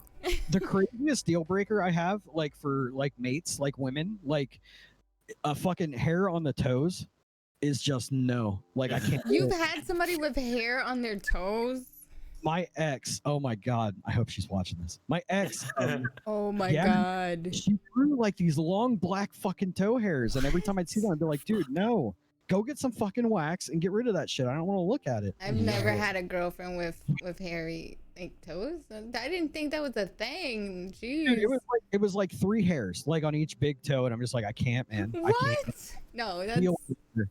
Fucking deal breaker. And I know you can't help it, but like at least wax them. And she get like mad at me, like, I can't believe you just like you're still mean about this. And it's like, no, But dude, I can't. You man. mean she was okay with being like having that? Like what? I guess. It, Looking No, at you- your foot with gotta be that a hairless hair cat is for me. making me sick. I don't. Man, I don't like it. I don't like it. And I'm not a Yeah. particularly hairy That's, dude you know anyway. what's so Like, I'm- weird? I love like a hairy guy, but in like as for a female mate, like I've had relationships with women that if they have like that, like no, like you need to keep everything nice and clean and just no hair, you know. So I'm not into the 70s. I'm not from that era, so I get it. I mean, I get it. You can have some hair. I'm fine with that as long as it's not in weird spots. Like the toes are weird. Like toe hair is not for me.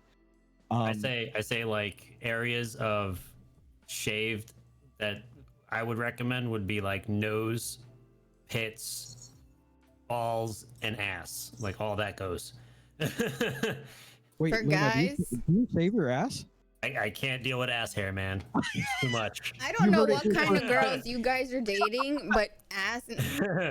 This took a turn. This took a turn again. Yeah, We're- no ass hair. I can't do it. I'm happy I was here the day that Luna revealed that he shaved his ass. Yeah, I'm not ashamed. It's No, No, he- I don't do that. I'll tell you, I don't do that. I don't shave my ass. I do shave everything else. There's Not nothing my worse arms either. than having any hair in your food and then having a really long ass hair somewhere. Like if you're with a girl, it's like, no, girl, no. You need to. I mean, Yeah, Kate is well shaved all the time. ass hair is the one. There's I've that been one slacking a that bit you're like, since no, girl, you missed it. Let me help you out. If you fart with no ass hair, your ass is there's no hiding that shit. No, like your ass is slapping all day. I have to tell you that much.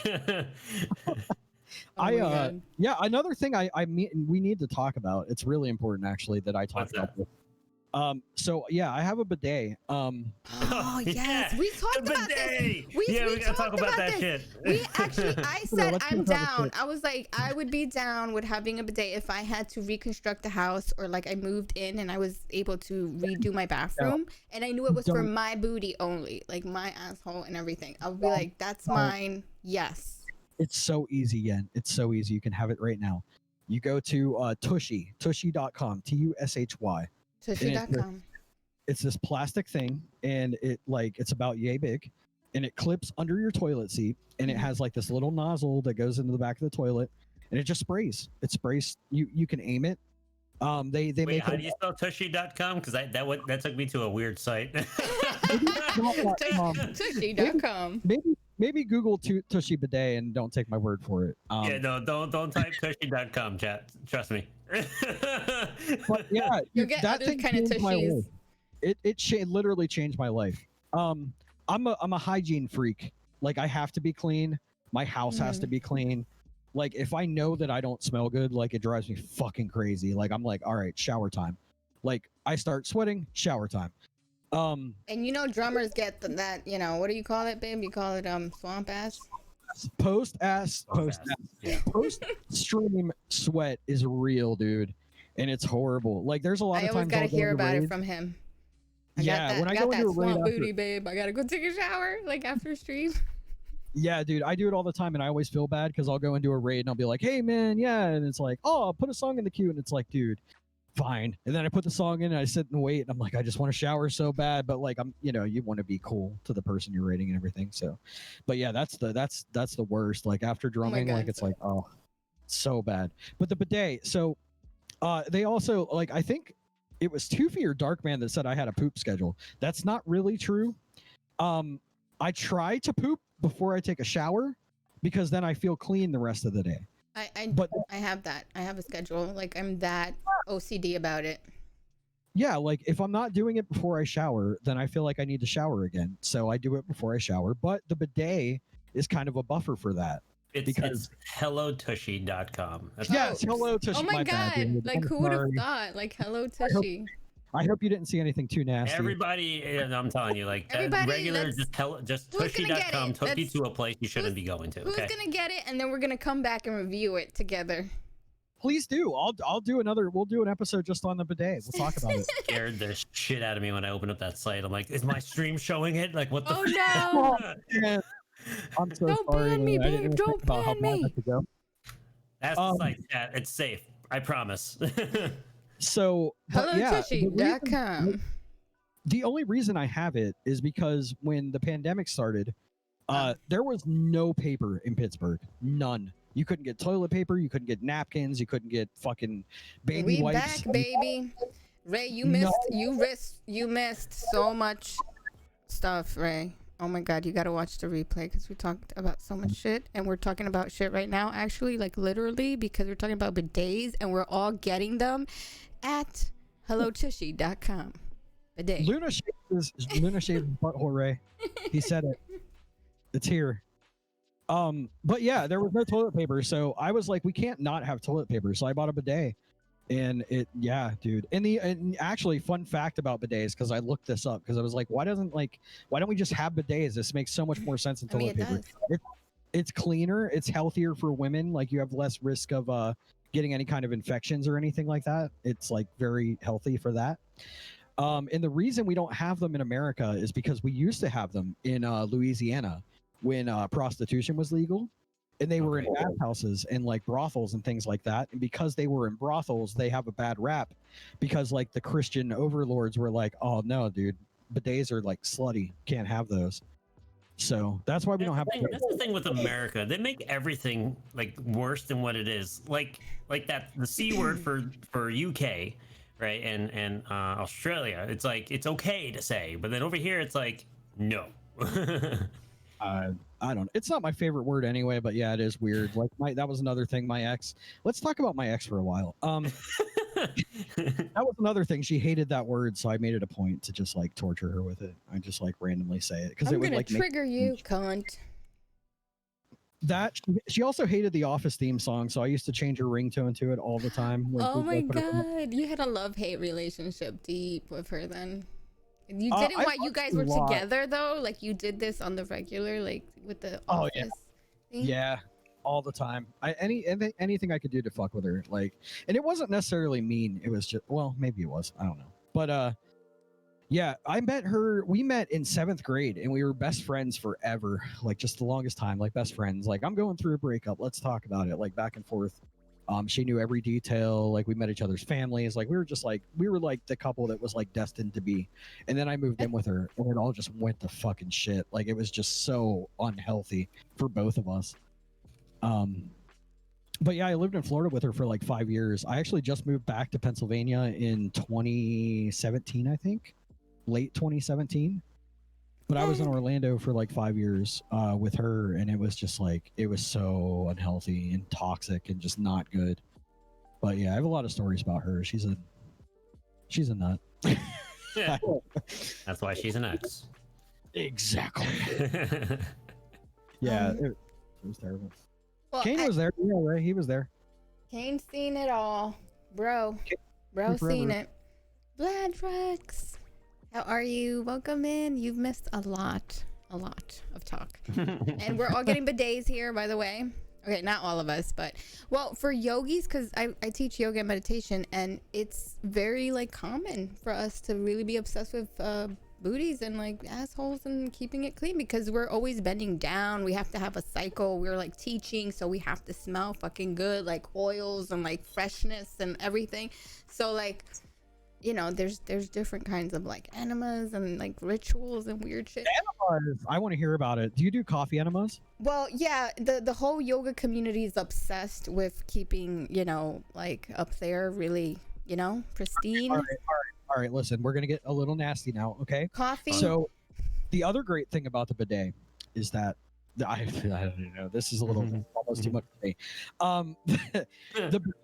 It has a pressure, right? You have a little knob that you turn and there's like an amount of pressure. You can enema yourself with the bidet, and it's also ultra convenient for that. Well, yeah, as long as it's only for you. That's what I'm saying. Like, so each person in the family has their own little like nozzle or whatever. No. Your butthole doesn't touch the nozzle. The nozzle's like offset. But like that's a whole other thing though. Like what you're talking about. No. It's everybody's sweating in extreme. That's it. No more talking about that. We're talking about drums now, damn it. We're talking about anal probing nozzles from your bidet that's gonna blow freaking water up your ass. Only on YenYorkCity Live, guys. Only here are we talking about this shit. I just wanted to contribute to the enemy. So it was cool. So Kane, Kane, he's seen some shit, right? So Kane, how was he as a little brother growing up? What's one of the crazy stories you can tell us now that you're in chat? We have you here, and we have Scorpion in the hot seat. If you guys are on the lurk, if you guys just tuned in, we have SkorpionBLS. He's a drummer here on Twitch. He's really funny. We've been talking about everything, like from. Well, if you just tuned in, I suggest you see the replay, the VOD, because it's very entertaining. And if you haven't followed him, give him a follow, because yeah, you'll get more of Scorpion and everything and all the craziness that we've been talking about in abundance. So, Scorpion, when do you stream? Your schedule? What's your schedule looking like now? I stream, so I'll be back on Tuesday, tomorrow. I changed my schedule this week actually, and I don't even know if I remember it. So Tuesdays I stream 4 to 8, and I also have like themes for pretty much everything. Like I plan all my streams a week in advance. So Tuesday is pretty much always open requests. Like I just take requests and hang out. After Tuesday, I'll be back on Friday, and on Friday we're doing our theme stream, which I have these perks for my channel that I added because people were giving me bits and stuff, and I was like, I need to give people something back for the bits and the gifted subs, and I didn't have any idea like what to do. So I came up with this thing where like whoever donates the most money every week gets to pick a band, and that band becomes artist of the week. So I play a song. That. That's a great idea. I was worried that it would suck because I was like, people are gonna be so tired of whatever band by the end of the week, but it's gone really well. We've been doing it for like over a month now. And I love it because I get to learn about all kinds of new music that I wouldn't normally listen to. Like this week, it's going to be Radiohead, and I literally never listen to Radiohead. Oh my God, I'm going to be in there. I'm going to be all up in there because I'm the one person that's always like, why does everybody just know freaking Creep when they have such amazing music and so many good albums other than that one? It's like Soundgarden with Black Hole Sun. They have so many amazing albums. And the other day I was throwing some Soundgarden, some retro old Soundgarden. You were like, I never heard this. And I was like, yeah. I was like, that's what Radiohead's the same thing. It's like people just know certain songs, right? But there's like so much more. So I'm going to be in there. I'm going to be requesting my favorites because that's one of my favorites. I'm not, I totally lost my train of thought. My favorite thing about the artist of the week is, so I have to pick 16 songs because I do 4 streams and each stream is 4 hours. So I have to play one song every hour of every stream. And my favorite part is going through Spotify and just going through their catalog and being like, oh, dude, this is a good song. And then adding it to the list. And I just kind of make a list of 16 songs and then I just play them throughout the week. So that is also really cool for me. So like when people donate and earn it, it's like fucking, it's just so cool because it's like, it adds to the music on the stream. I get to learn about music. They get to hear like their favorite music and watch me fuck it up really bad. It's just really cool. Like I love that. That's one of my favorite things. And then the theme stream, when I started streaming, I was like, everybody just kind of takes requests. I'm going to make them like kind of be more creative with their requests. Because I was getting like tons of video game and like anime. And that was the audience for like the first, couple months that I was drum streaming. And I was like, man, somebody request something fucking harder than this or something with, that I know or something. So I started doing the theme streams and that was good. But now it's like whoever donates the most bits every week gets to pick my theme stream. This week it's going to be butt rock and hair metal. Butt rock? What do you mean butt rock? Butt rock. I thought that butt rock was hair metal for the longest time. And then Matt Skirfield corrected me on it and explained that butt rock is basically like Three Doors Down and like Nickelback and like those types of bands, like Breaking Benjamin is butt rock. What? Guys in chat, have you heard this before? This is new to me, and I'm surprised because I've heard butt rock before. I've never heard of that term for those kind of bands, and I didn't think. Are these like outcasted bands that people aren't like? They always talk down on, and they're like, but they're good musicians, but they're not as. Bauman Stones, thanks so much for the subscription. I appreciate you. So butt is synonymous with cock in this sense. So it's like normally it would be called cock rock, but I think it would change to butt rock. Okay. I'm not kidding. Honestly. So Led Zeppelin isn't cock rock then? Matt Screwfield told me, so I don't know. Like if I'm wrong, like blame it on Matt. But so yeah. But bidet is involved in butt rock. All right, we're really getting into like booty stuff over here. Butt rock. Okay, I gotta look this up too. Tufi, what does it say? Like, what's the definition? Is there an actual definition? Knife says butt rock is Twisted Sister. That's what I thought. I thought that, like, butt rock was like the old hair metal stuff. I thought that like Guns N' Roses and like Motley Crue. I thought that was butt rock, but that is hair metal apparently. Oh yeah, there's an actual description here in Urban Dictionary: a style of hard rock and heavy metal music that is watered down musically and lyrically. It's usually radio play and mainstream acceptance. Lyrics usually are about tough guys, bros, includes badass, getting a lot of pussy, strippers, partying, and being betrayed.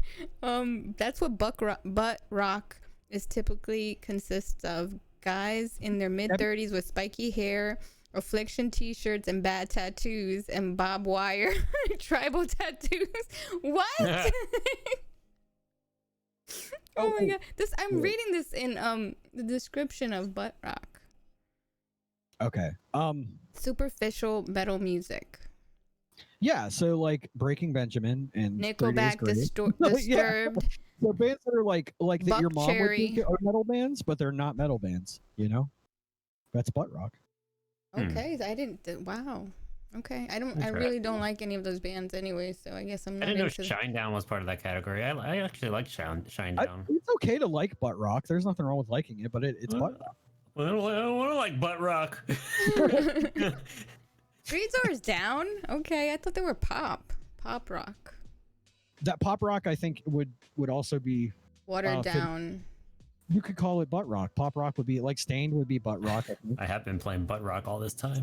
Damn, it's We're true. butt rock drummers. We didn't even know. You're a That's really booty butt fun rocker, because babe. Debbie and I were chatting in Discord last night because I had to message her and be like, "Hey, you gave me the most bits, so what's our theme?" And I thought it would be cool to do. Well, she's like, "What do you want to do?" And I'm like, "That's cheating. You know, we can't do that. We got to come up. It's got to be your idea." So I was like, "What if we do a stream of like stuff that Matt typically plays?" And that's kind of what we came to is hair metal and butt rock. That's a lot of Matt's, Scurfy's forte. So I was like, "We'll do that. We'll do butt metal, butt rock, and Butt metal. butt rock and hair metal, butt metal and hair rock." This is so gonna be a thing. I'm gonna call bands butt rock now. That's Yeah, it. We're making a new category called hair rock and butt metal.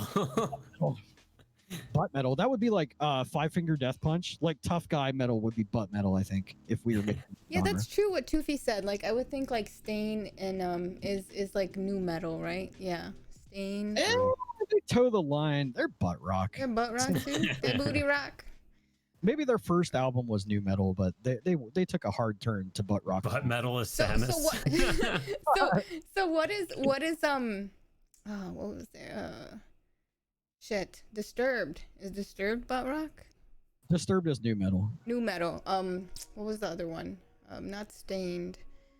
Godsmack. Godsmack. You got me right there. Yes, that's it. Is that Godsmack is butt rock. They're not new metal because the difference between new metal and butt rock is new metal doesn't have guitar solos. like Awake? That butt rock? Yeah, that there's song? guitar solos in Godsmack, so they're new metal or they're butt rock. You can't be new metal if you have guitar solos. That's like a rule, Oh. I think. Like think of new metal bands. Like how many guitar solos do you like? Mudvayne is a great example. Probably the best new metal band of all time. Never a guitar solo, except in one song, and the solo was dog shit. So they didn't do it again after that. It's called Fear off of I think The End of All Things to Come. Oh. But yeah, so yeah, that's the rule with new metal is there's no. That's like Metallica, Saint Anger. There's no guitar solos on that album because they were trying to make new metal. They have guitar solos, Toofy said. But it can't be more than 3 notes. Knife said. Oh no. You can play like a bar of a guitar solo, but it doesn't. That's not really a solo anymore. It's like part of one. So this Like is a small sweep.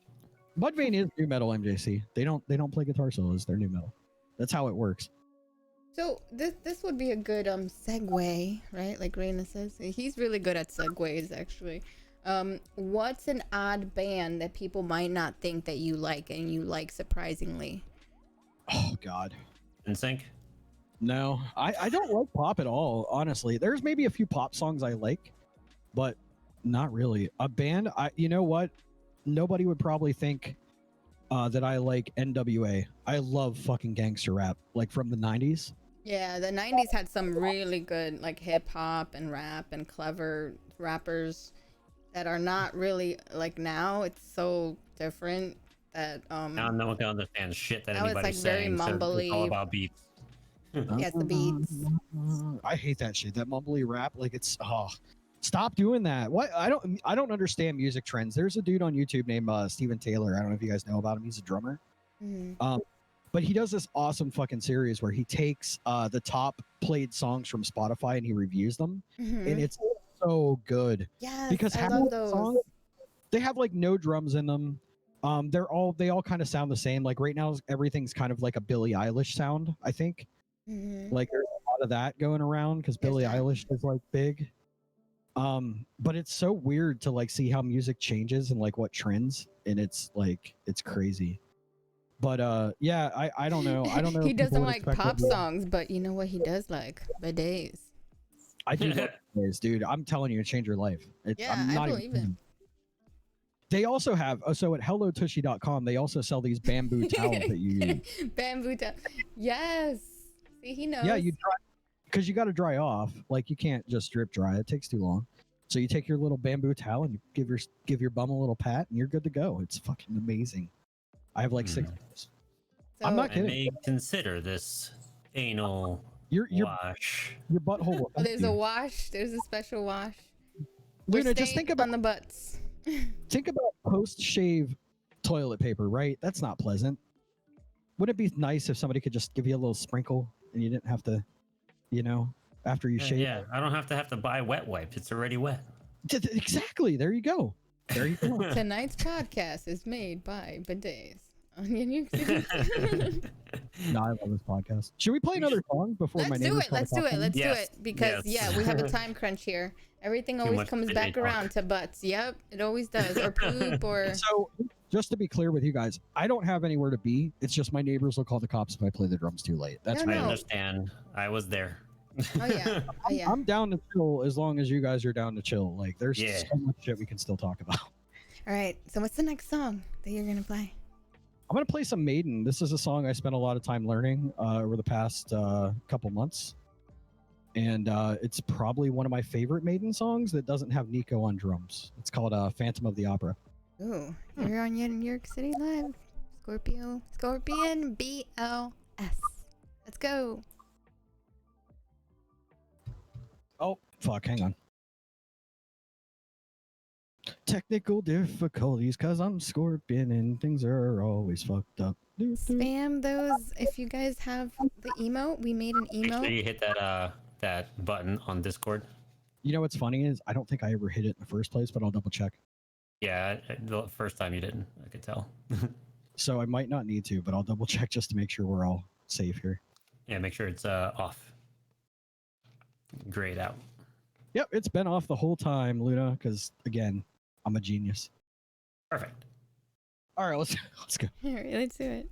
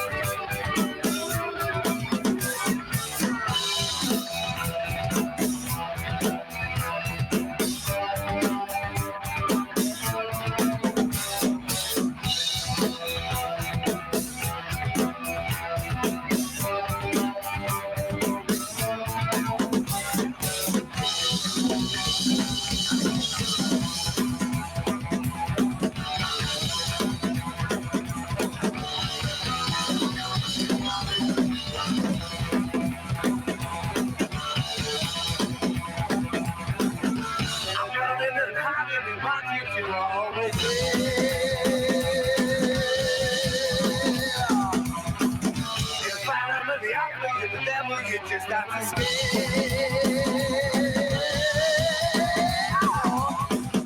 You gotta stop under my soul, it just goes to the air.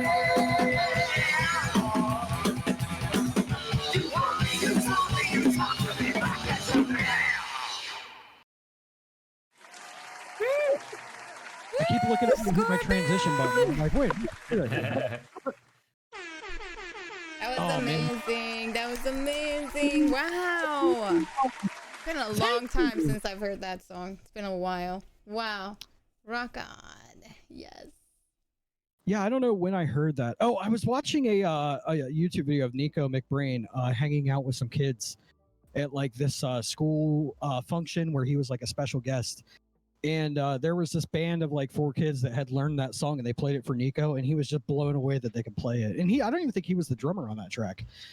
But he sat down with the drummer and like was teaching him how to play like all the parts to it, because like he kind of didn't have it all down, I guess. And that like I just was like, man, that's so cool. And so that song just resonated with me. So I spent a lot of time working on it. I clearly need to practice it still, but man, that song is just really fucking cool. It's one of my favorite Maiden songs, and I think it gets like kind of buried under the stack a lot. Yeah, it's true. It's true. And then when you hear it, you're like, fuck, man, that's fucking good. So good. Killing it, Ray. Thank you so much for that sub. I appreciate you. Thank you 2 months. Yes, let's go. Yeah, that's one of those songs that, you know, it's definitely like it has all those parts in there, but like I saw you actually really feel those parts, right? Like that's one of those songs that you just become the song. That's one of the things with blues for me that I discovered, was that like there's something about certain music that I can just like internalize, and I just feel it while I'm playing it. I'm just so lost in the song that like I don't really care about anything else but just playing that song. And then the drums just sound so nice to me, and I'm just like, it's just like a whole zone that I can escape to. But blues is great for that. Like playing blues has like changed the way I play as a drummer overall, I think. But yeah, Lady Di is amazing for that. Like she always requests like the best blues song, and then I'll play it. I'm just like, oh, it's just fucking like, it's almost meditative in a way. Yeah, it's like, just moving meditation. Yeah, and then I come out of it, I'm just like, oh man, we're back here. But it's like it's a journey. Yeah, while I'm doing it, it's just like the most magical thing. Like I don't know what it is, but like I was never really that into blues until recently. And it, you know, there's a lot of blues influence in metal, so it's kind of a natural, I think, transition, but it's kind of backwards, because like you would think you should kind of be into blues and then metal, like not the other way around. But like I don't know, it's a genre that I had never really delved into, and I'm so glad that I did. Like there's so much fucking amazing stuff from so many different amazing artists in the blues like genre. It's fantastic. So much good stuff there. So did you have a blues night then ever for your theme night? I don't do it as a theme, no. Mostly just because not a lot of people know a lot of artists, including me. Like I'm still really new. Like I'm really into like Joe Bonamassa right now, and Left Lane Cruiser, and Roy, you're talking about that a little bit before the show. Rival Sons, Clutch, I guess it kind of borders that. Like there's a lot of bands that I'm into, but like there's not like an extensive list. Like when you talk about like metal, it's like, oh, okay, we can play Maiden, we can play Slipknot, we can play, you know, it's so much easier for people to request off that. But not a lot of people just have an extensive knowledge of blues. In fact, Lady Di is pretty much the only person that gives me like blues tracks to play, because she's really into it too, which is awesome. I love having her around for that, because like I'm always like, Lady Di, give me a blues song, because I just played fucking Dyer's Eve from Metallica, and she'll throw that in, and it's like, oh, it's just so nice to have, like, it's almost like a fresh glass of water after I just sweated my ass off playing, you know, something ridiculous. That's what I like too. Like Yen throws in some really cool jams, some songs I haven't even heard yet, and like songs from like, you know, Soundgarden I don't even know, and then like after playing a lot of like the anime stuff, and then like some of the metal stuff that I can't get down complexity wise, because you know learning on the spot is impossible. Right. And then Yen throws these like nice chill jams. I'm like, it feels good. Yeah, you need those little breaks in between, but then it has to have like that good stuff in there, you know, like those little parts. I try to do that for myself. Like if I'm getting a lot of requests, like I'll sometimes just nudge Kane and be like, dude, give me like fucking a Tom Petty song, bro. I was just like, we'll play Slayer, and then I'll be like, all right, guys, Tom Petty time. And I love that about my stream too, because like I don't like, again, I'm a variety person, like in every aspect of my life. So it's like, man, I love metal. Metal is the music that I fell in love with, but there's so much more like out there that like, man, you should really take the time to listen to. I talked about this on my stream the other day. I took a music class in high school. And my music teacher, he writes music that gets piped into Olive Gardens and like restaurants and stuff. So it's a lot of like piano and stringed instruments and things like that. And he would sit down behind his keyboard and he'd be able to play all the top 40 shit, like, and sing all of it like perfectly. It was crazy to watch. Like he'd bust out entire Journey albums in the middle of class and just be sitting there jamming, you know. And he taught me that even if you don't like a particular genre of music, like you should never discount other music. You should always listen to as much as you can, because there's always going to be like one or two things that you hear that you can take and put into your playing that like maybe somebody else ignored because they were like, you know, too busy listening to metal that they missed this cool like blues thing that was happening, like with this awesome bass riff or whatever. Yeah, so I try to do that. I try to be everywhere. Like I want to play pop music, I want to play rock music. I play some electronic stuff. Like I'm pretty much open to whatever. I don't love playing anime and video game stuff, but when I do subscriber streams, that's, you know, it's fair game for that. But like normally I won't do that stuff. I spent a lot of time doing it when I started.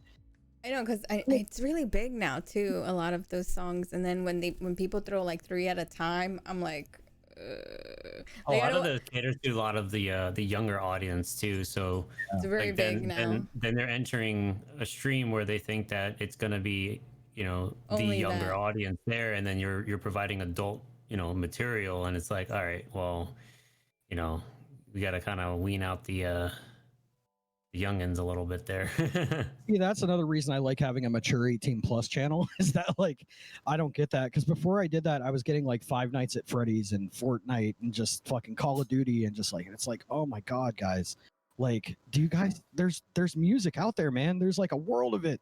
Like, you know, and it's like I feel bad because I don't want to judge other people's musical taste, but like it's just, man, I want to play real stuff. Like, give me something that's going to challenge me, something that's going to be hard, or like. Well, you have that one user that comes in and puts in the same song every time they come in. It's like, all right, try something different, please. I haven't gotten that, honestly. I did. Yeah, he's gotten the same person like back like several times, and it's always the same song, and it's like, I don't know what to make out of that. Yeah, I kind of I haven't really had that. I had a guy, I don't know if he's here or not, he was earlier. His name is 5ZV. He's been following me since I was streaming games. And there was a meme in my channel to make me sing Take On Me while I was gaming. So there was a while where I was playing Take On Me all the time, but I was fine with that. That was, you know, no big deal. But yeah, like it was a lot of just electronic and stuff like that. And it's like, you know, I want to do what makes my audience happy, but I also have to be happy doing it. So we kind of got to compromise, you know, like the food fighters. Exactly. Yeah. We'll meet halfway. Yeah. There has to be kind of like a, I don't know, like you got to set something for requests too. Like, does everyone get 3 requests or 1, or like, how everyone has their setup different and their stream requests differently. So how do you have yours? Mine are everybody gets 3 at a time. You could have 3 things in the queue, and that's mostly because I'm so small right now. Like I'm starting to, I average about 15 right now viewers, which is fucking amazing and crazy to me. Yeah, like when I say I'm small, I'm being reasonable to myself, but to have that average with the amount of follows that I have just seems crazy to me. But the way I do the queue is 3 requests per person, and I typically play everything that gets requested. Like if I'm supposed to be ending at 6 o'clock, I can go until 8 or 9. So I don't go that long, but I'll finish the queue. Like there'll be a cutoff, and then I'll finish whatever's there. Last night was I think last night was the second time I didn't play every song in the queue. I skipped 1. Just because like I got a huge raid and like it was all like play metal, so I played like Megadeth and Slayer and Metallica and just like all this crazy fast shit, and I was just spent. But normally, yeah, I play everything that gets requested. There's times where somebody will put something in, and I'll be like, yeah, man, I don't really want to play that. But how about this? And that's how I manage that. Like, I'll never just be like, nope, not happening. But how about this? Or put something out, you know? Well, he's Like, I'm sorry. I try not. No, you're fine. I try not to be like a dick about it. But like I'll try to come up with another suggestion, or like I had somebody request Five Finger Death Punch, and I just won't play them just because I just won't. They're just one of the bands that I just won't play. That was the question I was gonna ask you. I was gonna ask you, is there something that you're just like, no, I'm not gonna play that. I'm sorry, I just don't play that. So yeah, there's a bunch. I will not play Skillet. I won't play Marilyn Manson. I won't play Five Finger Death Punch. Thanks, There's Mom. five that I won't play.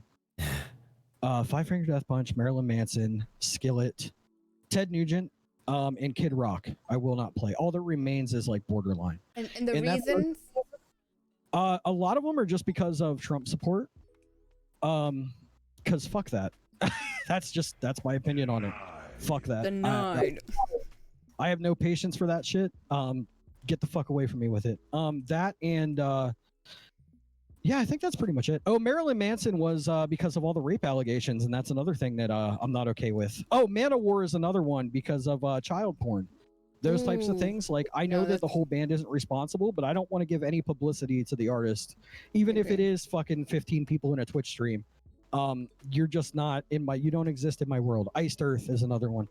I'm thinking of all What did Oh. Ice Earth do? John, fuck, what's his name? Schaefer, was part of the Capitol riots. And saw he, that. Oh, yeah. he was? Mhm. Yep. They had him too. They blew up his face and everything. Everybody was like, "Boom! Look, there goes your guy. If you like him, maybe." Aren't Ice Earth like partial members of Blind Guardian? Not anymore. Now it's kind of Demons and Wizards. It's not the whole band though. It's really just John Schaefer. So I won't play any Iced Earth with John Schaefer, which I think is all of it. Huh. So, so it's like it's just that type of shit. It's just I don't want those people to be glorified in anything that I'm doing. And that's just me. Like it's cool if like anybody else wants to do that. I won't like leave a stream because somebody will play Five Finger Death Punch. It's not like that. But it's like I'm just not going to glorify their art because I think they're shitty humans. Hmm. And, yeah. I don't know. appreciate that, and That's it's also That's cool. it's Yeah. also International Women's Day, so we appreciate you for thinking about that too. Thank you so I'm- much. Yeah, I'm a huge feminist. Not like crazy feminist, you know, like where it's like everything is Oh, R. misconstrued. to Kelly be- can die. Like I'm still gonna man spread when I'm at my kit because my snare has to be between my legs. Toofy. Hey, Matt Boros. Matt Boros, guys, is in the chat. He's going to be on the podcast next week. An amazing guitarist from Australia. Give him a follow. He's amazing. You're going to love him, guys. Next week, Matt Burrows is awesome. Matt Boros. He's a fan. Yeah, He's a it's pro. I do feel exactly the way you feel, and yeah, I kind of would want Luna to not play Marilyn Manson, because I remember the day that it happened, someone, and he's banned now actually, because he was doing other things that were inappropriate, but he was requesting that, and I was like, that's weird for him to request after all of those allegations came out. The thing that's about that. Go. I'm sorry. Go ahead. I thought you were about to finish. Yeah, and then I kind of said something on it in chat, but I don't think he even read or heard about it, so I was like, it's okay, you know, like it's his stream. But I don't pay attention to all the things that happen outside of my streams. I focus on me and what I do, and everything else is I'm under a rock. So I just, you know, it doesn't bother me. So it's like I'm just in the dark. So I'm like, whatever you throw in there, I just play. You know, like, Oh no, dude. There's nothing wrong with that. That's the other point I wanted to make was that, like, I'm not judgy about what other people do, man. What you do on your stream, it's your fucking stream, dude. I'm not gonna come into your house and tell you how to fucking put your dishes away. Like, it's your life. But from my stream, it's just I don't put a lot of rules on my stream, and the ones I do put are there for a reason. So, you know, it's like if you want to be here, then I'm not gonna play fucking Marilyn Manson. Like, I mean, and I don't think you do. But it sucked because Knife chose the artist of the week that shit happened, and I had sat down and made like this awesome fucking Marilyn Manson playlist, and I was so excited to play it. And the morning I was supposed to do the first stream with it, I woke up and saw the headline and I was like, oh, probably shouldn't do that. And then all these other women just started coming forward, like typically happens. And I was just like, yeah, I can't do it. Can't do it. And then his tour manager corroborated their stories. And then it just like, it was like, no, dude, I just can't.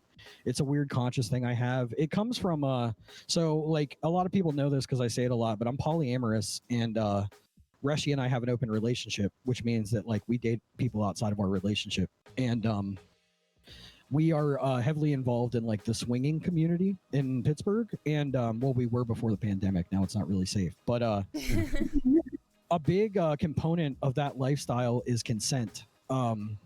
Because like, I mean, a lot of people think of a swinger club and it's like just a pile of people fucking each other. And it's not like that at all. It's very communicative. Consent is fucking number one. Like, you can't just go up and grab people. Like, it has to be enthusiastic consent and permission for anything. And that really struck a chord with me. And then last year my youngest brother came out as trans, and that was another thing that really affected how much I care about those types of issues, because I'm like, I'm kind of experiencing that through him, how hard it can be to be trans when like people in your family don't understand and they don't accept, and they just don't they just can't deal with it, so they ignore it and pretend like your feelings towards your body and your gender are irrelevant because they think of you a certain way. So I'm a lot more sensitive to shit like that. So when I hear about like child porn and rape and shit, like, I mean, it's kind of normal human to be offended by it, but it's like, it's just fucking like, I don't want anything to do with people that, especially when you have that many allegations. Like, a lot of people say, well, there's no evidence, and it's like, dude, when that many people are coming forward, I mean, and then people say, well, why didn't I say anything earlier? And I think a lot of people don't understand what it's like to be sexually assaulted. Yeah. And it's not easy to come out and say like, hey, this happened to me. And, to express it, like, it's fucking, it can hurt you a lot. Like, a lot of people are going to judge you over that. So yeah, those types of things I'm really sensitive to. And then the whole Trump movement is just fucking, I don't understand it. And it's fucking sad to me. And I just don't want to, any artist that is promoting Trump is just like dead to me. Like, I just don't, I don't know, man. That's a very admirable thing that you're saying. Everything you're saying there, it's valid. It's an honorable thing. And, I commend you for that, because a lot of people don't take that stance. And, if you're passionate about something and you're very firm about it, that's powerful. Yeah. There's other things too we have to be careful with. Like, I'm putting myself in a spotlight in a sense, because I've dealt with trolling allegations where false information has been spewed and people believed in false information without actually knowing the truth.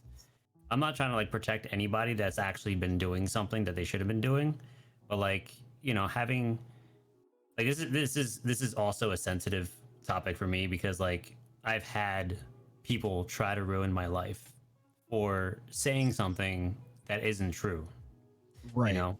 And I had to fight to prove that I am not who these people say I am.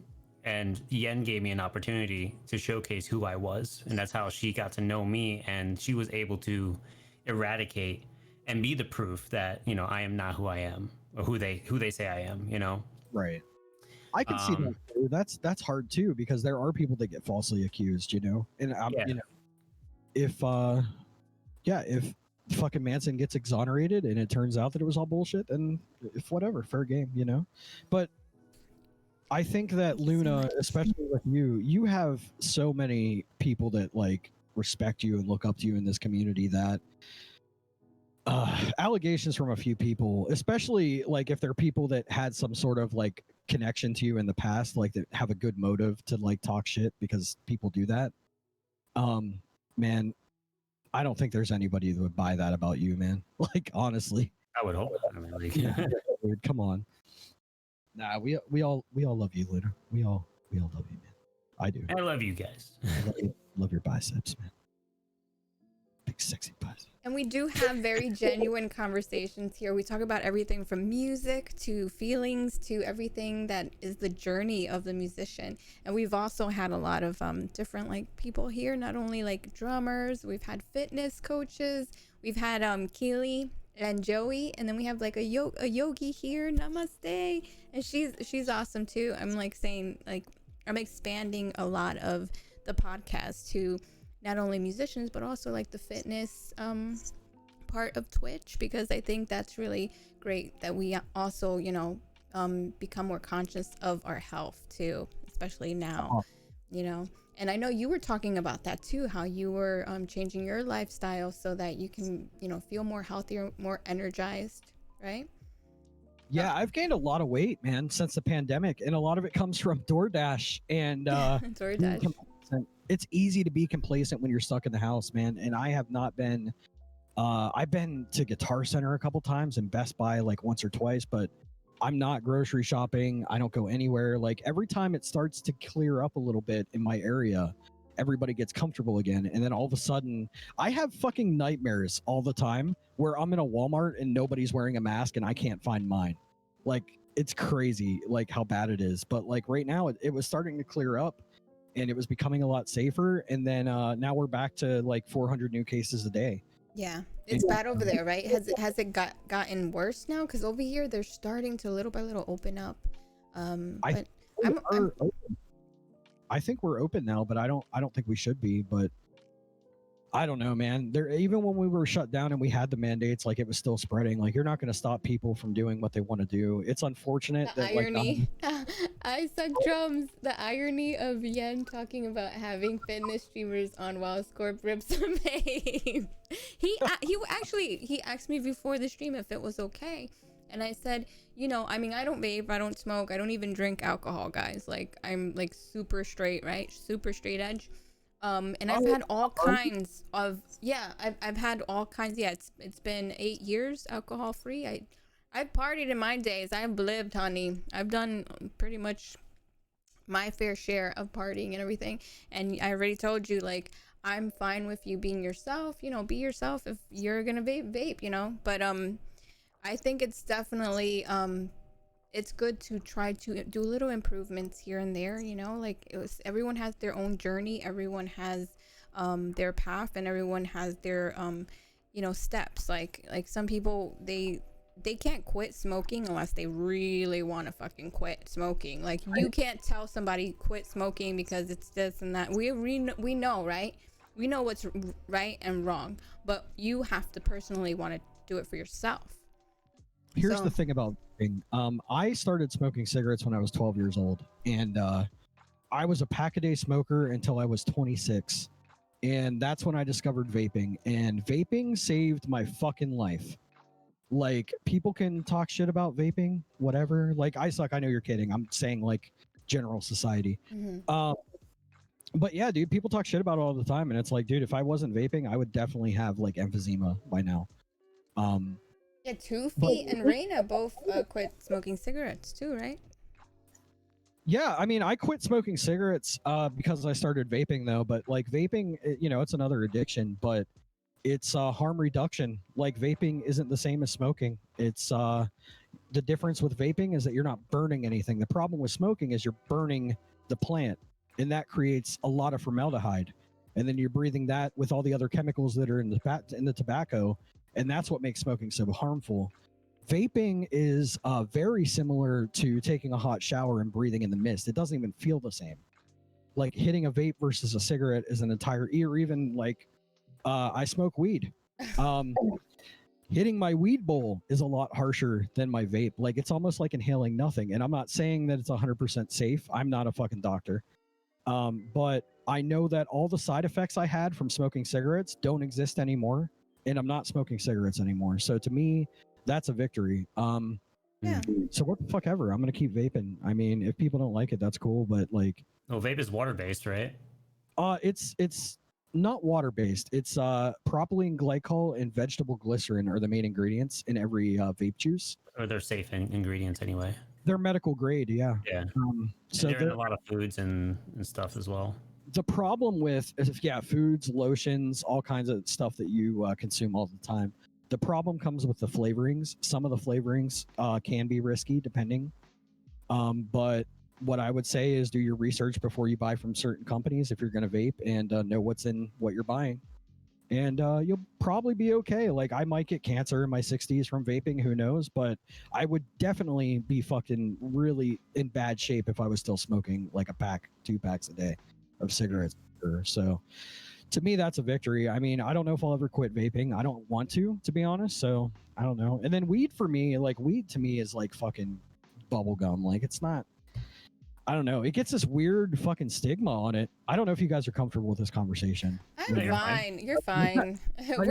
You guys in chat, you guys are okay? You guys, let's see what Raina says. Raina says, I vaped for years. It started to make my lungs feel super light and my breathing got bad. Yeah, I remember when I first started, I quit. I remember it was when those little e-cigarettes first started coming out, and they were like the ones with the little blue light. And I was like, well, I have to, and I remember that was like, you know, how many years ago when it first started. And I remember just thinking, my lips are getting tingly and feeling strange. I quit smoking cigarettes, right? But then that didn't feel normal. And then I started feeling like I gotta quit this shit, you know? And then things started evolving into what it is now. So I don't know if it's improved or it's different, but there's so many studies now about it that I feel like, yeah, in 10 years, they're going to find something new that happened from that. You know, like, I do feel that there is going to be a new kind of, some shit that's going to come out of vaping, because you see people having like emergency room things and stuff, but I think it's because they're also using like the jewels, they're reusing it or doing something wrong too. So young kids are abusing it and using it wrong too. So that's a risk. And kids. There are a lot of misconceptions in the vaping world because it hasn't been analyzed a ton by science. And for every article you could find that says it's bad, there's another article that says, like, a different scientist is saying, like, no, you know what? It's really not that bad. I don't know. Like I said, I don't know. I know it's better than smoking. Like, I'm not saying, like, kids, go fucking vape. It's great. Like, that's not my stance. My stance is, in my life, it's been an improvement for me. And you know what? Like, a lot of the people that are getting sick from vapes, what they're doing is they're buying jewel pads that have been repacked off the black market, and they're doing it because now vaping weed is a thing. Yeah. So they're buying these fucking things that have THC oil in them that have been repacked by somebody who might have put something in it that shouldn't be in it, and it's getting you sick. And I've had vape juice before that made me sick. That's happened to me. But like I said, it's, you know, it's personal choice. Yeah, I mean, you're not smoking tobacco, so I can tell you for a fact it's better than smoking tobacco. Is it 100% safe? Probably no. Probably not. But I'm gonna fucking die from something anyway. So, you know. Then the other thing is, like, weed. Like, I've had people tell me before, like, man, you really shouldn't smoke weed on your stream. And it's like, why, dude? Like, people drink on their streams. You know, drinking on stream is almost like a fucking, like, reward for a lot of people. You know, there's a lot of people that do drinking streams. Oh yeah, with Luna had a spin wheel of death where he would take shots and things, and I didn't think that was the best idea, because people would abuse that, and then things happen on stream. And he's had moments where he's like, you know it, I'm butt ass naked. It happened. It happened. I don't remember what the hell happened the other night. I'd pay good money. I'd pay good money. And then next thing you know, he has a pillow, you know, in front of him, but he has a mirror behind him, so everybody saw his booty. Oh no, God, please tell me that's. So he had to learn the hard way, and, you know, like, yeah, you have to balance your life and control things too, because it can get out of hand, you know. So that was wild when I first started streaming, and it was scary.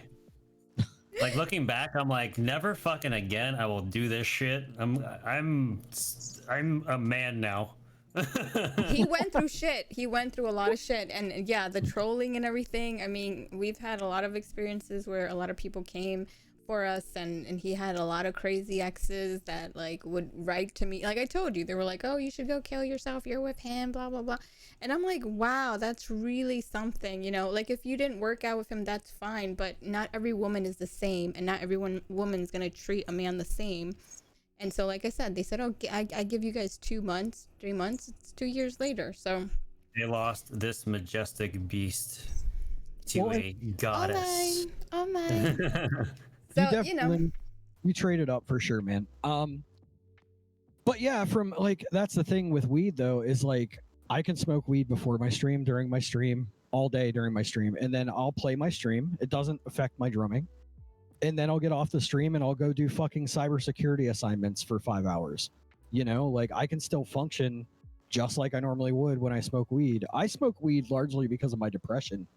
I have a bunch of diagnoses. I have bipolar depression, generalized anxiety, panic disorder, post-traumatic stress disorder, and one other thing that I can't remember.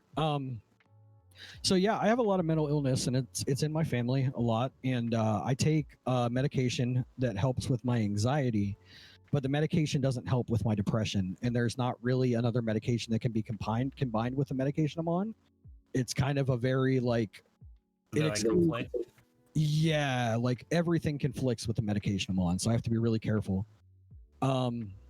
So there's not really much I can do about depression, and I started smoking weed in 2017 on a regular basis, and since then I've been 100% more functional and more motivated and more able to focus. And I'd fucking go as far as to say it's been a medicine for me, and I think that more people should try it that have mental. Oh my god, I can't. I mean, it's very like it's been put into like the medical field, so it does have properties that helps a lot of things, you know. Mm-hmm. And then like on top of that, like you said too, like you felt down one day, and then you decided to hop on stream, and then even streaming helped a lot for you too.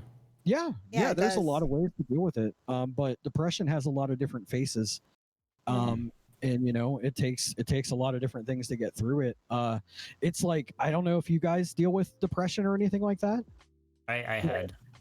It's like I have this little voice in the back of my head that is constantly telling me like, you're not good enough, you're not doing this well, you're fat, you're ugly, you're stupid, nobody fucking likes you. Mm-hmm.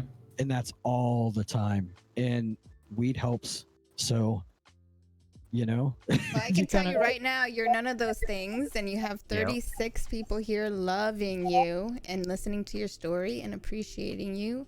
And guys, love it up. I can relate to Scorp, because Dave, you've heard it from me before. Like I would tell you, like, I don't think I'm that good. I don't think I'm that, you know, like people are interested in me like that. Like I don't think, like I think they're just there just because they're there, you know. Like I don't think, like I start really diving into like my own self consciousness in a sense, or like, you know, just putting myself down all the time. And Yen's like, no, that's not true. Like, what is? I mean, hello, you got me. Hello, you're special. Come on, like you have to have something that, you know. So, yeah, I feel you, Scorp. I understand that aspect, but no, it does get a lot better. It's not even a thing where I don't want you guys to feel bad for me, because it's part of who I am. And all get like that though. I think everyone downs themselves at one point. Yeah. I think we all felt like at one point in our life, and when I remember being a teen and I look back now, I'm like, how did I not love myself, you know? But it was, I did have abusive boyfriends, I had like, you know, people that were really horrible to me. And then you start believing that, you know, you believe that the messed up stuff and the wrong things that people say to put you down, because they see that you have a light or a gift or something that's really special, like what you have. And then they try to bring you down to lift themselves up because they feel sad. So that's why when I tell you that, like when I started doing yoga and being a yoga instructor, I just want to make people see their worth and see that they all have a light inside of them. And maybe somebody in your life came in and tried to dim that shit, but you know, we all have that light, and we can all like light each other up, right? I mean, I know you're lighting up in a different way, but you know what I mean? Like, and bring each other to a space where it's like, yeah, we're here and we're all here to like, you know, bring that light in the dark spot, because we all go through darkness sometimes. Like for myself, my mom dealt with a lot of depression. She was a manic depressive person, and I had to see my mom sad a lot, and she took medications and things like that. And I always see, and I'm like the other route. I feel like meditation and taking care of your health, and also I see both sides, because there's people that have also a chemical imbalance, and so they need to be on certain medications. So I kind of am like, you know, I look at both sides, you know, and I am very careful at saying that, because some people do need medication, and some people can be a little bit more like into the holistic stuff like me, right? And I'm totally for, if people want to, medical marijuana is fine. I think that is something that's more like I would say, I've seen it myself. People go on one medication to another, and they're like on all this medication, and people that are on medical marijuana, and they're more calm, they don't get anxiety as much, or depression. So I've seen both sides of it, you know. So it's very specific for each case and each person. And so there's definitely a level. I have a member of my family who is a big pothead, but he is the type of pothead that just smokes pot and like has no motivation, and doesn't take care of his responsibilities and things like that. And that's one of the things I strive not to do. So I have checks and balances with myself that I keep. Nobody's harder on me than I am. When it comes to responsibilities, I'm insane. I'm fucking crazy. So like, if I ever felt like weed was affecting my ability to do the things that I should be doing, like just as a human, I would drop it. In the medication as well, like I tried a lot of holistic things prior to getting on medication, but I have a chemical imbalance. My brain doesn't produce serotonin properly, so I'm a fucking nut. Nice dapper. Double dab for you, Matt. So yeah, but this is a cool segue, Yen, because you were talking about holistics. I am a skeptic to a fault, where I don't believe in stuff unless it's super concrete. So I think we should talk about ghosts. Oh, okay. Yeah.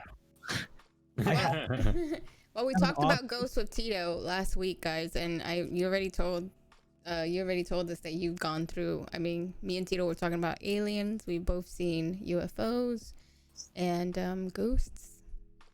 So when I was a kid, I lived in this house in Du Bois, and I'm not going to say that the house was haunted. What I will say is that some things happened there. Sorry, I'm trying not to cough. Some things happened there that I don't know what happened, and I can't explain them, but my mom and Kane also experienced them.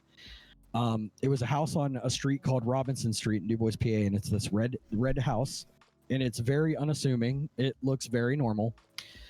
Crazy shit went down in that fucking house. I was like 7 or 8 years old, so Kane would have been like 4 or 5. And we would lay in bed at night, and you would hear people walk up the steps. We had these old creepy steps, and you would hear constantly all fucking night somebody walking up the steps, walking into the bathroom, turning around, walking back down the stairs, all night long. My mom slept with a shotgun next to the bed because she was convinced people were breaking into the house. Oh damn. There was a night that she got us all out of bed and pulled us out of the bed and took us into the bathroom, and no idea what's going on. All the smoke alarms in the house are going off, and the basement door is slamming, like slamming, and then it stopped, and then we all went back to bed. And then another time we had like upstairs is the bedrooms, bedroom at the end of the hall, bedroom here. One bedroom is our playroom, the other one's the one we sleep in. There was me, Kane, and our stepbrother. And we're watching TV in the playroom, and we just hear like bags, like it just sounded like bags just shuffling all over the attic upstairs, just like plastic bags being moved back and forth, like heavy plastic bags. So I go and get my mom. She goes up in the attic. There's nothing in the attic. There's no storage. There's no furniture. There's nothing in there. Bare wooden floor. So that was fucking weird. And then Kane developed this habit of throwing up in his sleep and sleepwalking. Like he'd go down. Yeah, he'd walk down. That's so dangerous. Oh my god. Oh yeah, and we lived upstairs. Like we slept upstairs. So he'd walk down the stairs, put on his shoes, and start to leave the house. And every time he ever did that, I got up and like caught him and was like, "Dude, what are you doing?" He's like, "We got to go." and it was just the weirdest shit. But yeah, and then windows would open on their own. Just fucking weird stuff. They had, like actual like possession, not like possessions, but like it's just like your house was completely haunted. Like it was like you had like a demon in there or some shit. See, and that's the thing is I don't believe in that. I don't believe in I don't believe in any gods. I don't believe in ghosts. I don't believe in demons. I don't believe in anything supernatural. But I don't know what happened in that house, and that's kind of what I have to do. Like as a skeptic, it's just like, I don't know what happened, you know, because I don't like. There's no way for me to go and test like for a demon. You know what I mean? Like there's not a fucking scientific experiment I can do to be like, okay, let's find out if there's a demon. I'm gonna put the salt here and put the sage here, and we'll see what happens. You know what I mean? Like, but you're saying it's a ghost. I'm not saying it's a ghost. I'm saying it's something that I don't know what happened. An entity. Something. I don't know. Something. I don't. Something randomly shake a bunch of bags. Something slammed doors. Something's making someone throw up in the middle of their sleep walking. Well, and that's the thing is like it never happened again after that. Like he doesn't sleepwalk now. He hasn't since. Like it was just in that house. And then after that, like everything was pretty normal. But like that house was weird. And then my mom found out later that the house was a funeral home at one point, and there was another thing where like, so when you walked into the house, there was kitchen, and then there was living room, and then off the living room there was this other room that was like, most houses don't have it. It's just a weird room, but it's an old Pennsylvania thing. A lot of old Pennsylvania houses have this room, and what it's for is viewings. Oh, so yeah. Yeah, so when a family member would die, they would lay their body in that room, and that's where they would have like the funeral.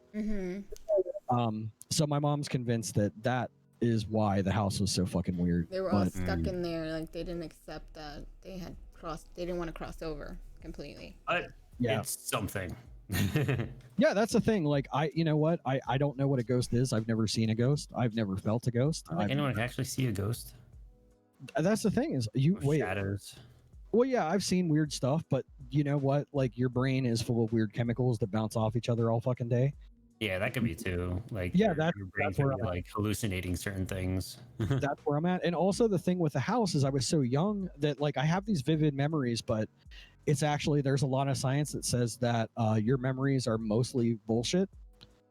And that your mind kind of fills in gaps a lot when it comes to memory, especially that far back. So like the things I remember now might not even be what happened, but I don't know. It's fucking weird. But that's where I lean is toward like, I don't like to jump to like probably ghost. Like I'm more like, well, what? And then this house is fucking weird too. Actually, the house I live in now, we have this weird thing, and me, Kane, and Kate have all seen it now. Where in my bathroom, there's this little black shadow that'll fall out of the ceiling and disappear. It's fucking so weird. What? I used to shop at a Gap, and my memory is trash. The first time I saw it, Kane was in the bathroom with me. I think I was painting my face for a stream. And I saw it happen, and I didn't think Kane saw it. I thought it was just one of those weird things that you get in your eyeball or whatever. Like a floaty, like a yeah, that's what it felt like. And then Kane looked at me. He's like, "Dude, did you see that?" And I'm like, "Yeah, what the fuck was that?" And I thought it was like maybe it's a spider or a fuzzy or something. And I looked everywhere. There was just nothing on the floor. Like, I don't know what it was. And then Kate saw it the other night. And then the other night I was sitting at my desk editing a video, and I had my metal water bottle that I always drink out of sitting there, and I just heard ping. And knocked it over. Yeah, it was weird as shit. So I pinged it too, and then I'd wait a couple seconds, and then I'd hear ping. Oh shit, like, they're fucking with you now because you don't believe. They're like fucking with you now. They're like, oh yeah, okay, all right, you don't believe, okay, and then boom, they're gonna slam doors now. Watch, you're taking a shower or using your bidet, and all of a sudden all the lights go off. You're like, oh shit, my asshole, I can't see. You hear a random fart in the distance. It was a ghost. Yeah, it's weird. And then they like set your bidet all the way up. Oh, I'm so mad. That would make such a mess. Imagine though, like a ghost just like, oh, I want to fuck this guy's world up. Starting with his asshole. It would flood the house so quick. It's like having a sink that just sprays upward. Like, Yeah, that would be bad. I've done that by accident. I suck drums. You missed so much shit we talked about, like literally and figuratively. We were talking about shit and bidets and how we're all getting bidets and trying it out because apparently you can get one at hellotushy.com and you can install it really easily. And you know, if who knows, maybe we're gonna get a shortage again, right? Of toilet paper if things happen. I don't know. I hope not. Let's not hope that happens ever. But he experienced that, and so he started diving into the whole bidet stuff, and we talked about that. And yeah, that's why we segue into the bidet thing again and ghosts. So do you believe in aliens or no? Aliens the same. Yeah. All right, so you do believe in aliens, but not ghosts. Yeah, because okay, the galaxy is immeasurable, right? And there's no way that this is the only rock in the galaxy that life had developed on. It just doesn't make sense. That. Like God is less probable to me than aliens because, like, especially okay, this is gonna fuck with people. I'm sorry. I don't want to offend you. Your beliefs are your beliefs, and you have a right to have them. And I'm not going to talk bad about them. But what I will say is that the chances of the Christian God existing are so slim because there's no good evidence. But the galaxy full of fucking planets and rocks and comets and places all over the fuck, like, dude, of course there's other life somewhere. Of course. Definitely. Of course. It would be almost impossible for there to not be other creatures. I don't know that we should call them aliens though, because as far as we know, like humans just exist on another planet. Humanoids. Well, they're aliens to us, I guess. Yeah. I don't know if I believe in like the cartoon, like weird almond-shaped head aliens or whatever, but you know, there's definitely life on other planets. Like it's mathematically impossible for there not to be. I'm just waiting for time travel to be possible. I'm just waiting for portals to be activated so I can just pop wherever I want to go. Yeah. Me too, man. Fucking. I mean, so tired of Einstein said Mark. that it was possible, so I believe him. Smoke weed every day. Time travel. Yeah, dude, I would love time travel. It'd be awesome. There's so much shit I would do. The first thing I would do is go back in time and try to meet Marilyn Monroe. Second thing would be I want to meet John F. Kennedy, and then I would go back. Well, and, at one point they were together, like together. I would go meet Neil Peart after that, I think. But those two things. Oh my God, I didn't mention Neil Peart when I mentioned my favorite drummers. How dare you? I'm going to hell. If there is. You are never gonna meet him when you die.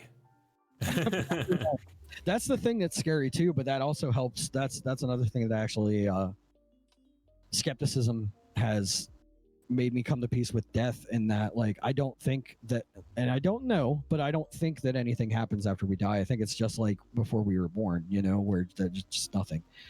Well, if you don't believe in spirits and ghosts, then I wouldn't have thought you believed in that either. Right. The thing that's crazy about all that, and I should have explained this first for context, is I used to be very hardcore Christian. Well, that explains it. That explains it. Yeah, you know what? You know what got me out of religion was reading the Bible. The more I read the Bible, the more I was like, you know what? This is kind of bullshit. There's a lot of shit in the Bible that people don't mention about. There's incest. They talk about other like creatures, and people think it's aliens. There's a lot of darkness there too, and there's a. I mean, yeah, I grew up also that we're drifting into a sensitive topic. I could time travel. Yeah, between this and politics can very turn south with a lot of people. Yeah, let's gear it more inward though. So I started going to church, unrelated to the religion aspect of it. I played drums for church, and that's where I got a lot of my experience because they made me play to a metronome. Yeah. Which was both the worst and best thing that ever happened to me. Because when I started doing it, it was impossible. I was so bad because I was just like, I'd never played like at a professional level, and they expected a lot. Fun fact too, my tryout song for that was "Run to the Hills" by Iron Maiden. Because I started going to this church just because I was just feeling like fucking empty. You know, I was depressed, of course, undiagnosed at the time. And I wasn't happy with my home life. And there was this church up the street that was teaching Revelations. And I was like, that's going to be fucking metal. I'm going to go to that. Yeah. That's So a I really- trippy. This is That's a, definitely metal. yeah, that's. I mean, Revelations. Wow, it's one of the most scariest parts Out of the of all the Bible. books, I think that's like my favorite book. It's good. It's good lyric fodder, which is what I was using it for. For I lyrics. was, There's a lot of poetry. I mean, the Bible has beautiful poetry in there. But Yeah, like I was in a band. I was in a band, like a garage band. Like I've been in a ton of like local garage bands and played house shows and stuff like that. I've never been like on tour, like or played any big gigs other than the ones with my church. But like, I was in a band at the time called 13th Floor, and I was like trying to write lyrics, and I was just like kind of blanking, and then like the whole emptiness thing, and I was like, "Fuck it, I'll go to church." And I ended up going, and the pastor was like super interested in me, of course, because he wanted me to come back and donate money. And he got to talk to me, and I was like, "Yeah, man, I play drums." And they had like this really awesome drum kit set up, and I'm like, "Yeah, man, I want to play that." So I sat down behind it, and the youth, or not the youth guy, they called him the praise director, but he was just kind of the lead guitarist. He's like, "What do you play?" And I'm like, "Metal." And he's like, "Can you play Run to the Hills?" And I'm like, "Yeah." So we played that, and he's like, "All right, man, you come back, and we'll get you up here. We'll get you playing drums." Because the guy that was playing drums for them before me only had one hand, and he had like this metal gadget he attached to his arm to play. It was actually Like really Def cool. Leppard. That's cool. Like the guy from Def Leppard, he only had one hand. And he was a drummer. Wow. Yeah, he had his arm, he lost his hand, and he had like this like crazy looking glove that he put on that would hold the stick, and he could just play traditional grip. But yeah, he didn't want to do it anymore because it was too much for him, and so I started playing for them, and I did that for like 6 years. Like I was just all in with it, and I loved playing drums for them. It was so fun, but like I was totally there for the wrong reasons, because everybody's there like worshiping God with it, and I'm rocking out. I'm just like, yeah, playing it like it's a Here for the music. Let's do it. exactly. And it wasn't particularly good music, but like, man, it was cool. I got to do some outdoor gigs with them with like fucking crazy amounts of people. Like it was really cool. That was the best drumming experience I've had. Up to like Twitch has blown me away with like how cool it is to play drums on Twitch. Mhm. But one thing I say, because there are people that are sensitive to the topic, is there's nothing wrong with believing in anything. Like if you believe in God, then you know what, in this lifetime, at the end of your life, you lose nothing believing in a God or believing in any of those beliefs.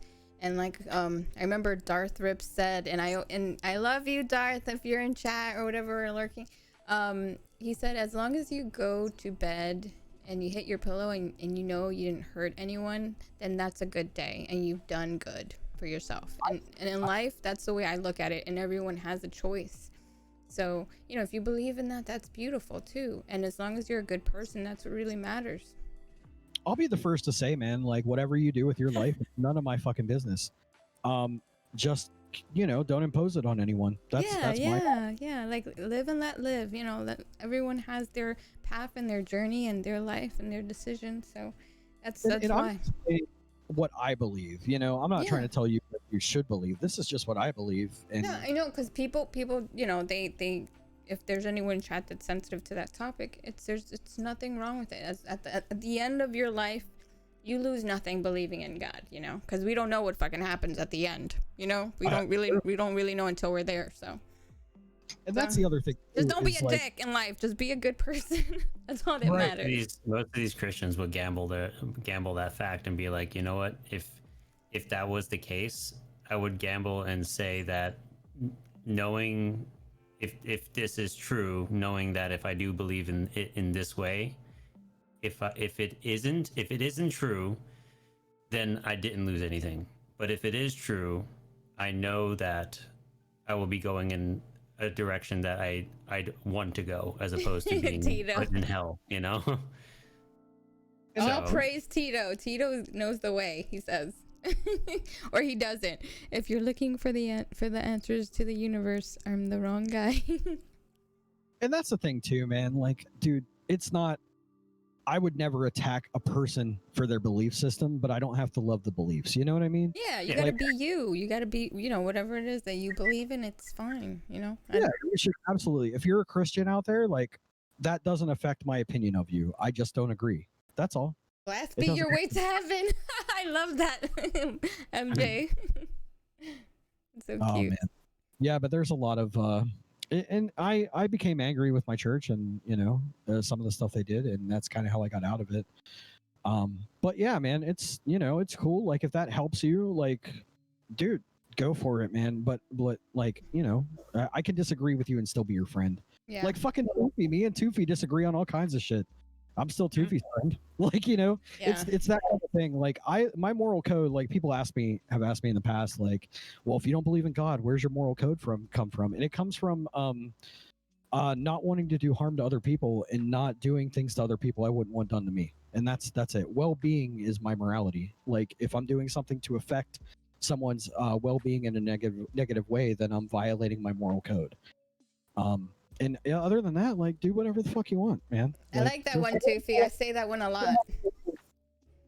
Mm-hmm. I missed it. What do you say? Opinions are like buttholes. Everyone has one. Yeah. Yeah. I have a lot of buttholes. Be a good cunt. Exactly. Just be fucking kind to other people, Yeah, man. just be freaking real, be awesome, What was I gonna say? Well, yeah, I mean, I totally see both sides of the fence because my dad's been like one of those people that he's also believed in, like he's kind of like in between, and my mom was like super religious, and she was like one of those Jehovah's Witness people that didn't celebrate birthdays or Christmases or anything. So you can imagine how fun my childhood was, Oh my god. Yeah. So I grew up with a lot of that like shoved up, my anus, and I was like, yeah, this sucks. I see everybody having Christmas trees and stuff like that, and my dad was like not religious. He wasn't. So I always used to say, whoever I end up marrying or whoever I end up with, if he's religious, then whatever he is, I'm down. Like I hated the fact that my parents like didn't agree with certain things. And then we rebelled, of course, and we would get Christmas trees and things like that, and we would still give presents, me and my brothers and stuff like that. But we now that we're adults, we're like, man, that shit was like a cult, right? Like this is messed up. They're like thinking it's the end of the world, like every 20 years or something. So That's where it's dangerous, That's where it's dangerous. And the main and it affected her mind. It affected her mind. She was depressed all the time, And so that's what I'm saying. Like, it could be very dangerous if people get really involved. And like, I'm a very logical person. So, but I'm also very sensitive, and I understand people sometimes need it for community. And like, you see a lot of like the elderly people that go to church on Sundays, and they don't have anyone, and they go there just to feel like something, like some love or acceptance or like to sing. And so I can understand that too for them. So that's why it's a touchy subject, I guess, for people. But I see it on both sides. The last thing I want to do is fucking make anybody feel bad for what they believe, man. I don't want to. I'm not that guy. Like, honestly, I have strong opinions, but I'm also like, they're my opinions. Like, you don't have to, I don't want you to think the way that I do. Like if the world was a fucking 7 billion scorpion planet, it would be terrible and boring. Like we need everybody to like let them, let whatever they think shine. The problem I have, the only real problem I have with religion is when it gets imposed into politics and then, imposed onto other people that don't necessarily agree. But otherwise, dude, feel free to do whatever, but just don't fucking victimize anybody no matter what you do. That's the key to life. Not a big fan of churches, Tito says, but at least small community churches, big mega corporation churches. Yeah, it's an organization.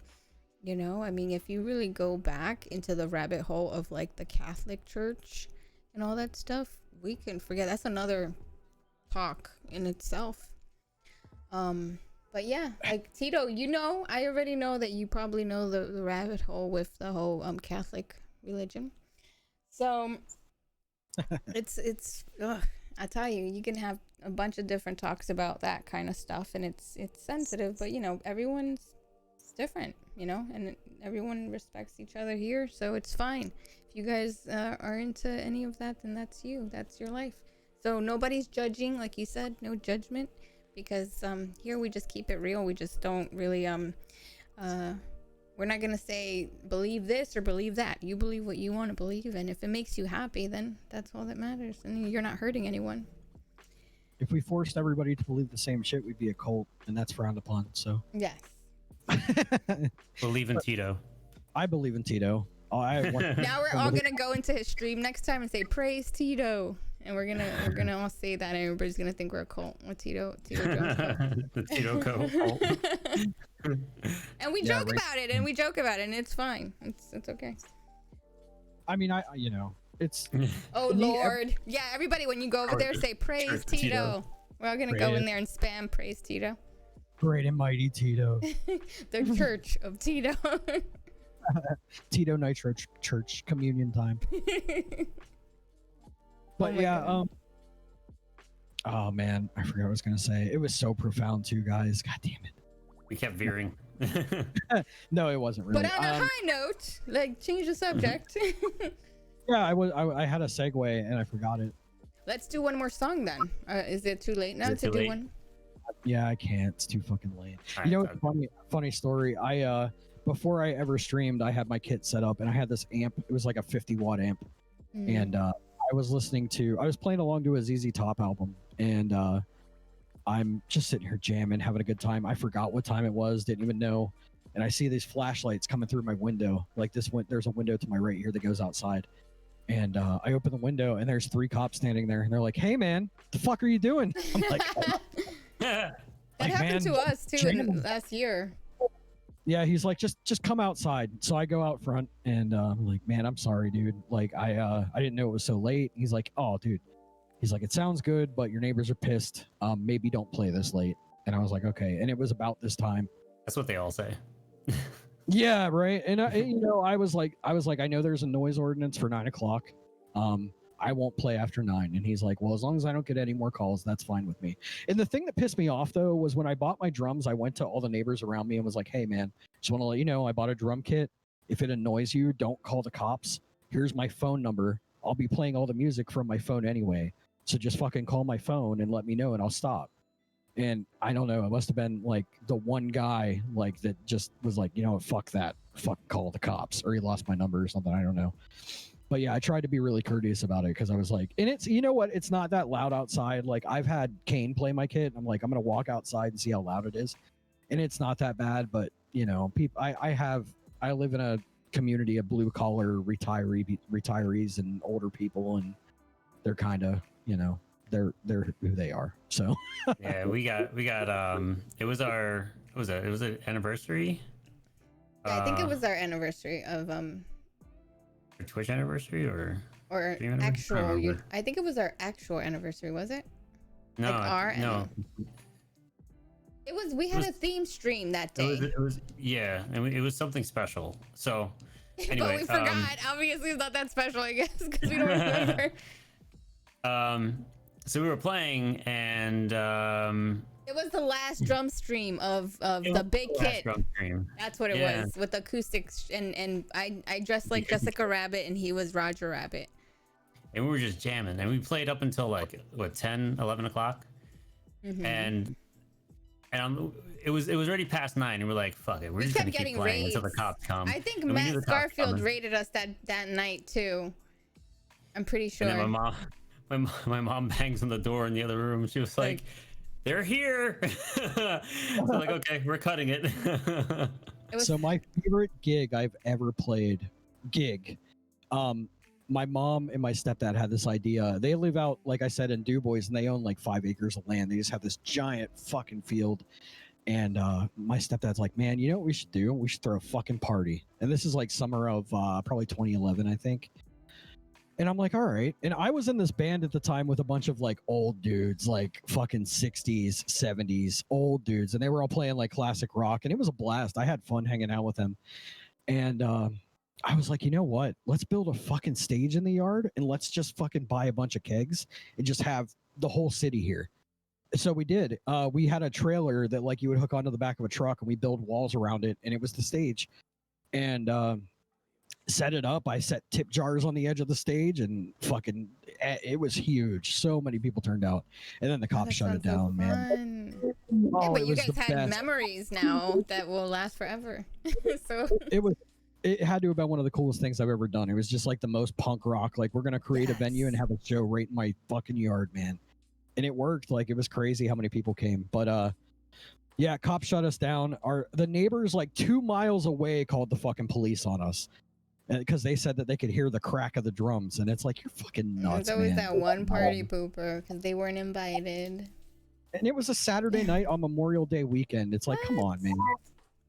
Like, what are you doing? Like, it wasn't like it was Wednesday fucking, at 6 a.m. Like, it was a party night. Like, we were partying. But yeah, that was one of the coolest things I've ever done, like, music wise.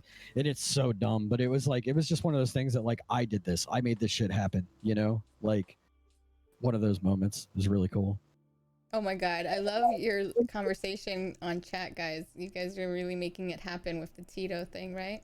You guys are Tito's trying to give it up. He was like, I don't want this. Tito doesn't come back with a beard down to his knees and like a white robe on his next stream. Like, yes, you gotta do that, Tito. Now it's like that's a redemption. Now, no, not a redemption. It has to be like it has to be, what do you call that? An incentive. Now we gotta get him to a certain amount of followers and goals, right? And then he has to dress like Jesus, and he has to wear like the shirt that says "Praise Me." he has to change his name to Tejas. Tejas? Oh my god. Yeah, we had Jeebus last year. He's so freaking awesome, Jeebus. He was really fun to have on the podcast. He's super cool. Jeebus. Robson. Oh my god, is Robson here? Yeah. Robson, Dude, how Robson, are you? what a bro. Bro. Dude, Kane fucking loves Rob. I'm gonna fucking throw Kane under the bus so hard right now. Fanboying. Yes, dude. Kane is a huge fanboy for Robson, dude. Who He tells me all the isn't? time, man, I was in Robson's stream, dude, and like I mentioned you, dude, and he's like, he just thinks like we're so cool, man, and I'm like, Robson does not know who I am, Kane. Aw. Like, Robson doesn't Well, know he me, does man. now. He does Oh, now. Now. If he didn't, But but yeah. I'm sure he does. He does know who you are. Robson, Kane loves you, man. Shout out to Kane loving Robson, dude, and Robson's awesome too, man. He's got the most positive, happy, fucking amazing community. I love watching Robson. He's a great guy.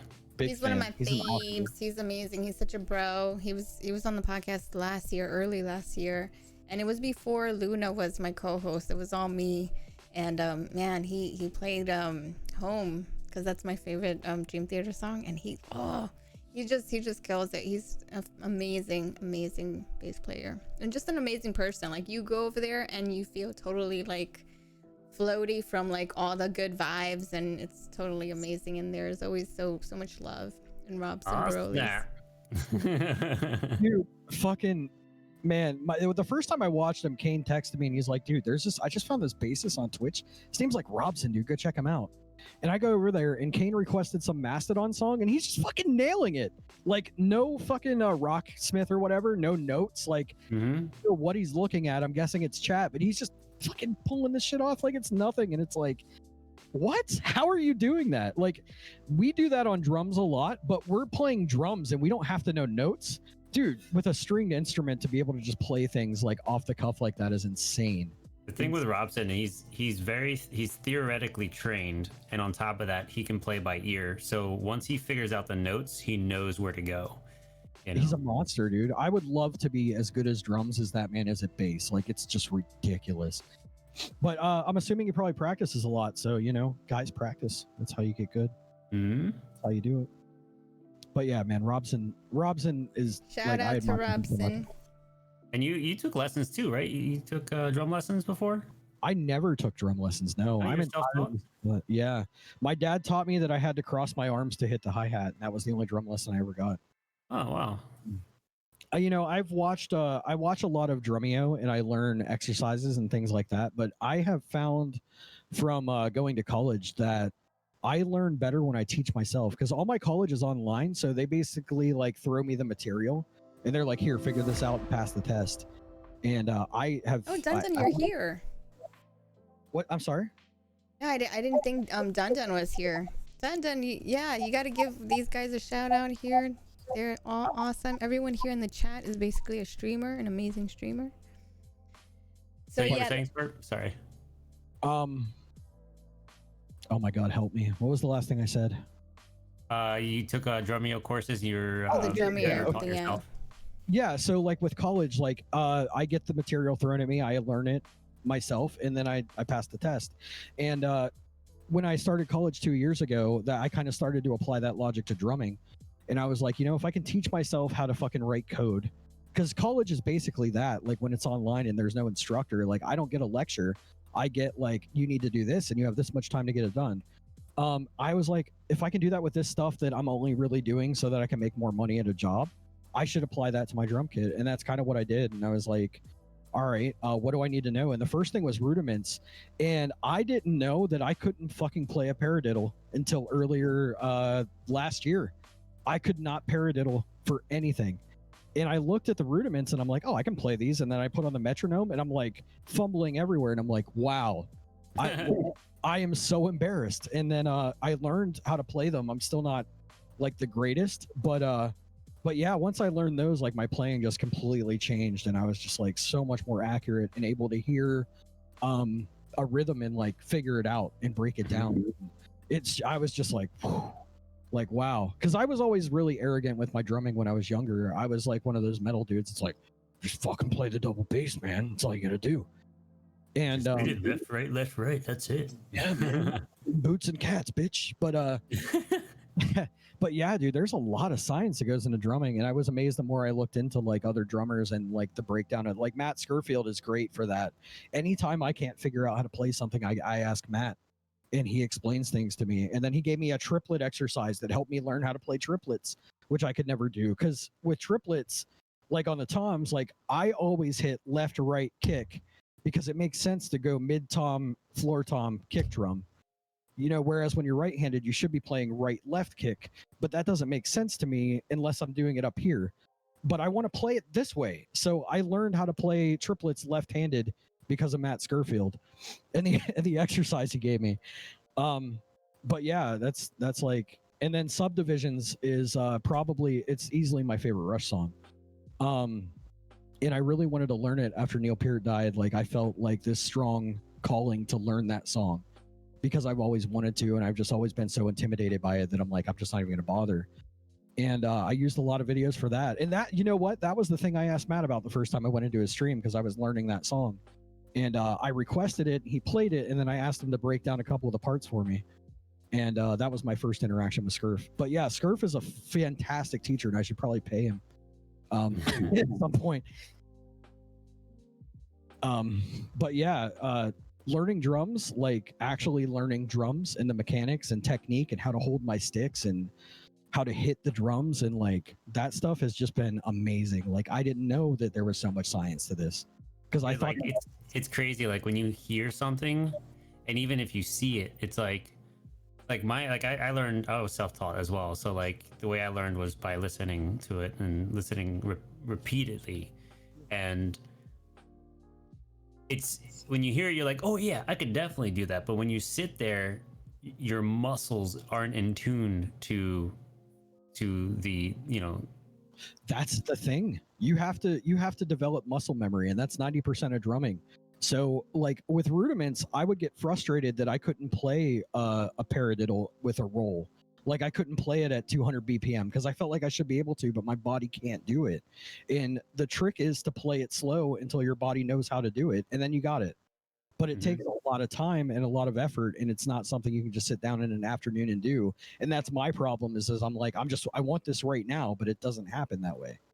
So I've learned a lot, like from being part of the drumming community on Twitch. I've learned so much about drums that I never even really would have given a thought to, because I'm like, you just hit them, you know? Like it's crazy. I was so arrogant about myself until like I came into this community and kind of got a little humble when I saw other people and what they could do. This Samus too was one of the first ones that I was just watching him play, and I'm just like, how? You know, like some of the stuff he does, I'm just like, how is he doing that? And he's doing it while he looks like it's just nothing. Like he doesn't look like he's trying. And it's just like, there's stuff I don't know about this that I need to figure out. Like it's basically what it comes down to.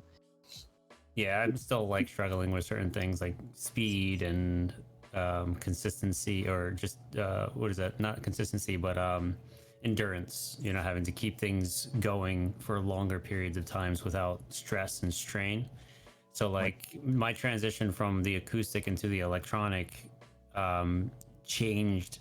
Like I feel the difference with like the rebound and the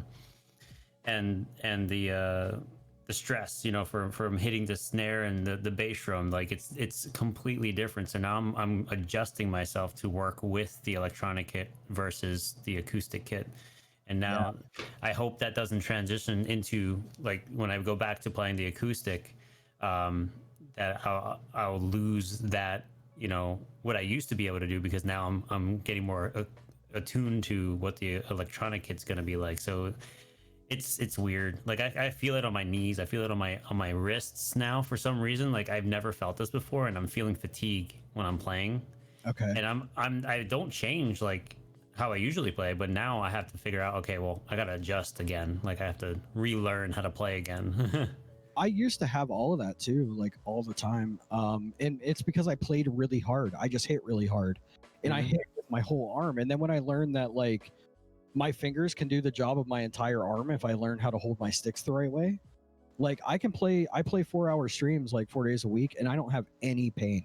And it's crazy. I'm not saying that my problem is your problem. Like, oh yeah. your stuff is different. Yeah. I'm just saying for me, like, yeah, I used to be sore every time I played drums, and like playing like a skank beat, you know, like in a Metallica song would like wear me out after a couple seconds. And now it's like I can do that shit all day just from learning how to hold my sticks better.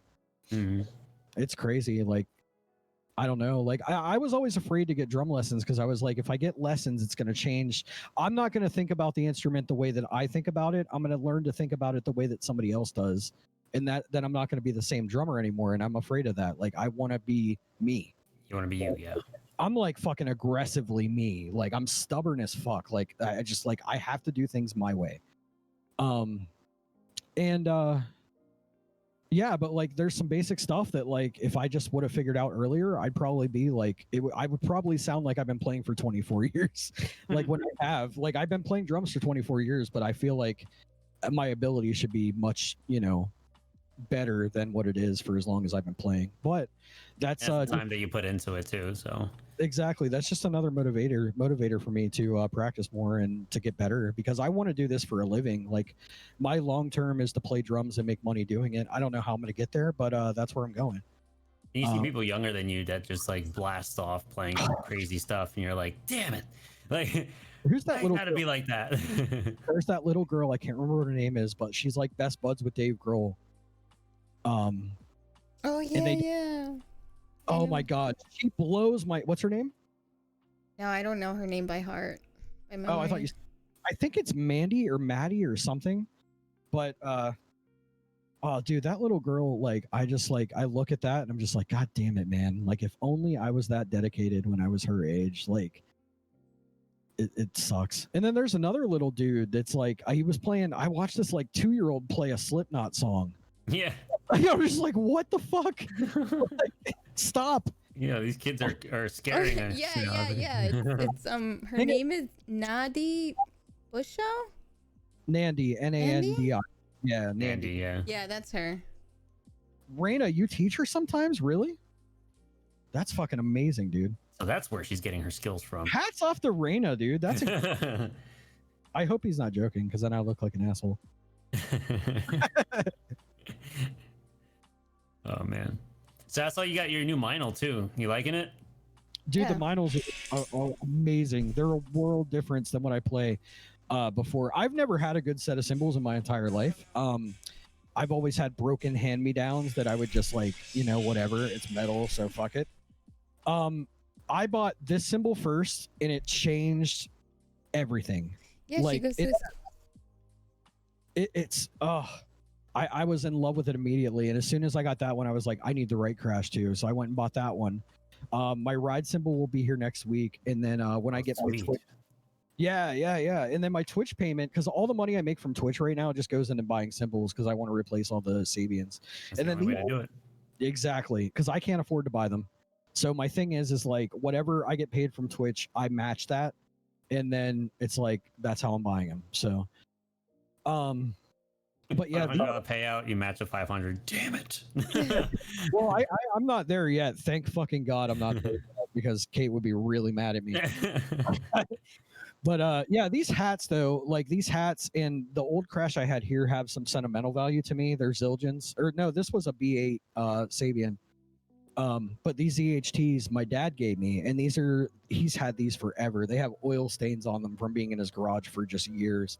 So there's a little bit of sentimental value to them. But I'm gonna pass them down to my younger brother when he starts playing. And I told my dad that, because my dad's very like, if my dad gives you something and you get rid of it, he'll kill you. I'm so mad about it. But I messaged him and I'm like, look, I don't have a use for these. I don't want them to collect dust in my basement or whatever. I'm gonna give them to my little brother. And he's like, oh yeah, okay, that's fine. So my little brother's gonna learn on the same symbols that God knows how long he's had these. I might have learned on these when I was a kid. I don't know. They're so old. So yeah, those have a lot of sentimental value, but I'm going all vinyl because I'm trying to. Now we have I have actual overhead mics, where I used to have like a vocal mic that I used as an overhead. I have actual like pencil condensers now, and I have a good mixer. Nice, I still don't know how to use it yet. We're still working on that. But yeah, so I'm like, I need professional cymbals now, and I'm fucking 100% committed, 100 miles ahead to making my stream the best it can be and becoming the best drummer I can be, and that's what it's all about for me. So whatever it takes a lot of time and investment, and then like you'll see everything kind of like come to fruition. Like I didn't have all this when I started, and like I came a long way with all the lighting and everything. I'm excited, like how everything kind of developed. You know, that's what it is for me. It's an obsession. I like to think of it as a healthy obsession. But a lot of people tell me, man, you should take a break and you should relax. And it's not that I feel like I have to work on this. I want to. Like, I want to do this more than I want to do anything else. It's a passion. It's not a job. I treat it like a job, but it's like I love every second of it. Like, even when I'm not on here and I'm sitting at my computer, like, what am I going to play for a warm-up? What's my theme going to be? Like, what songs do I want to try to learn? Like, all that stuff is magic to me. Like, it's cocaine, like, for my soul. Like, I just want more. Like, I just want to keep doing it, getting better. And I'm hoping that I'll come out of this with the end of the pandemic and be able to use the talents that I've crafted from doing these streams to be able to join a band and, make something out of my skill. Because, like, the idea of getting my cybersecurity degree and sitting in an office until I'm 65 breaks my fucking heart, man. I'm not built for that. So this is what I love doing more than anything else in the world. And I'm doing everything I can to try to make something out of it. And I want that more than anything else. And that's, 2020 sucked for everyone. It was fucking horrible. I hated it. Lots of people died that shouldn't have, and it was depressing. But the one thing I can say is I am more in love with drumming and music than ever. And if it weren't for 2020, I don't know that it would have happened that way. Yeah, a lot of people experienced that too last year. Really, it's crazy because like Cam was saying, it was very sad for a lot of people, but in a lot of ways it was like the best year for me. And I've heard so many people say that because their streaming just got like skyrocketed up to a place where they became more passionate with their craft, and then they became really, really something special for them to stream and make connections all around the world. Like Reina, we love you. Reina, we love you. And he's gonna go to sleep, so everybody send him sleepy good vibes, have beautiful dreams, and have some good rest, because he hasn't been sleeping well. He said he hasn't slept. Like, I don't know how. I haven't been sleeping that well either, so I hope you have some good rest. Reina, we love you and appreciate you. Go follow Reina, guys. He was on the podcast this year too. Another amazing drummer. Just everyone here basically is are people you should go check out and follow, because everyone here is so awesome. I loved the interview with Reina. That was so much fun. I love watching Reina, but he's one of the dudes that, like, our schedules just conflict so hard that I almost never get to watch him, and I hate it. Like, I'm always like, oh, Reina stream, but I got to be live in 20 minutes. Fuck. It's 4 a.m. over there now where he's at, so yeah, it's tough, man. But I love watching Reina stream, and I'm gonna make a point to try to be in there more. Yeah, he has some fun ass streams. Everyone there hype it up for Reina. Dude, he's so funny. I'm so jealous of how natural he is. Like he's so smooth. Like he goes from song to chatting to song to chatting. His segues, right? His segues. It's just so natural for him. It's true. It's true, Raina. It's fucking amazing. Like just how he does it. Like I'm jealous that I'm not. I'm a little more rough around the edges with it. But like he just like, oh man, it's like hard to stop watching him once you're like in there. I love those are my favorite streamers too. They're like you go in and you're like, I'm just gonna say hi, and then you end up sitting there, and 3 hours later, it's like, oh shit, what have I been doing? It sucks you in. Yes, it's good energy in there. I know, Raina, dude. I'm gonna get in there sometime this week. He's the god of segues. Right? Yeah, pick up some tips. Yeah, I mean, he'd probably be a really good teacher for me too. He teaches. He teaches. He just said he teaches the little girl that we were just talking about in the School of Rock that he teaches at. I'm just gonna give him like $1,000 and be like, make me Nandy, Raina. Make me Nandy. Where's my Dave Grohl phone number at? Like I want to talk to Dave Grohl. Oh, his head's too pillowed out. Raina, you rock, dude. You know that you do. So where'd you get those backdrops? These I actually ordered from an artist on a really obscure website that I can't remember the name of. I basically Googled Scorpion tapestry, and I went down like 18 pages of Google, and I found them, and I've ordered them all from the same person. They're like custom printed. They're just like thin little like sheets kind of, but I think they're super cool, and they give a uniqueness to my stream too, which is nice because this room, if I were to turn the camera around, it's not that impressive. So this is kind of neat. I have another one of these coming, so I meant to buy 2 of these, and I'm gonna have this one the way it is. This one's gonna face the opposite way of that one, so the tail will be down and the claws will be up, and then this smaller one is gonna go on this wall. And I'm adding. I have another camera that I haven't set up yet, and it's gonna go, I think, over here, like right over my hats, and kind of like how your side angle looks. I'm kind of going for something like that. Toofy thinks I should get a foot cam, but I disagree. So Cams are overrated. Yeah, Luca doesn't like foot cams either. I guess, I mean, it depends. Because look, Toofy, his whole thing is his sock game, okay? He has all these socks that he shows off, and he has that foot game, you know? Like, so, you know, some people like it. Some people, it's not for them. I love the way the overheads that you guys have, like when you see the top. Oh, yeah, I like that. So you got that going on for you. That was a must. I stole that from Scurfy. I mean, I'm sure other people had it before him, but I saw Matt's and I was like, oh, and Darkman too. You know what? Darkman has a really cool, it's not quite an overhead. It's more of like a side overhead. Yeah. The way he has all his drums labeled. Beautiful. That's the best idea I've ever seen. I won't steal it because it's too good. Like there's certain stuff I just won't do because it's like I'm blatantly ripping you off and I don't want to do that. I tend to steal ideas that I can make my own idea, so it seems like I'm not just stealing it. You can twist, yeah. Yeah, like I'm not. I don't want to directly rip anybody off. Like I stole Darkman's idea for the ad thing, and that's a way for me to drip my vape and stand up and stretch. And like I'm dripping right now. Like I don't like to do this on stream because like it's usually dead air while I'm doing it. Stole it from Dan Drumstone. Oh, dude. Daddy Drumstone. Oh, he stole it from Dan. Yeah, but the ad break thing is an awesome idea. But the way I do it is I take a funny clip every week and I have like a cycle. So those are so good. I love those. That's perfect. That's your strong suit, honey. That's really a good one. Yes, you're good at that. And I'm not talking is the best part of my stream.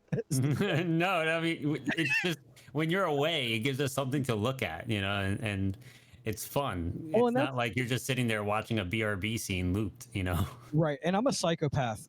When I'm streaming, I'm at work. I mean, I vape and smoke weed, but I'm at work. So I'm not leaving the room unless I have to pee so bad that like I can't. Like I have to do it. So yeah, those give me a little bit of time to just like, like stretch, whatever.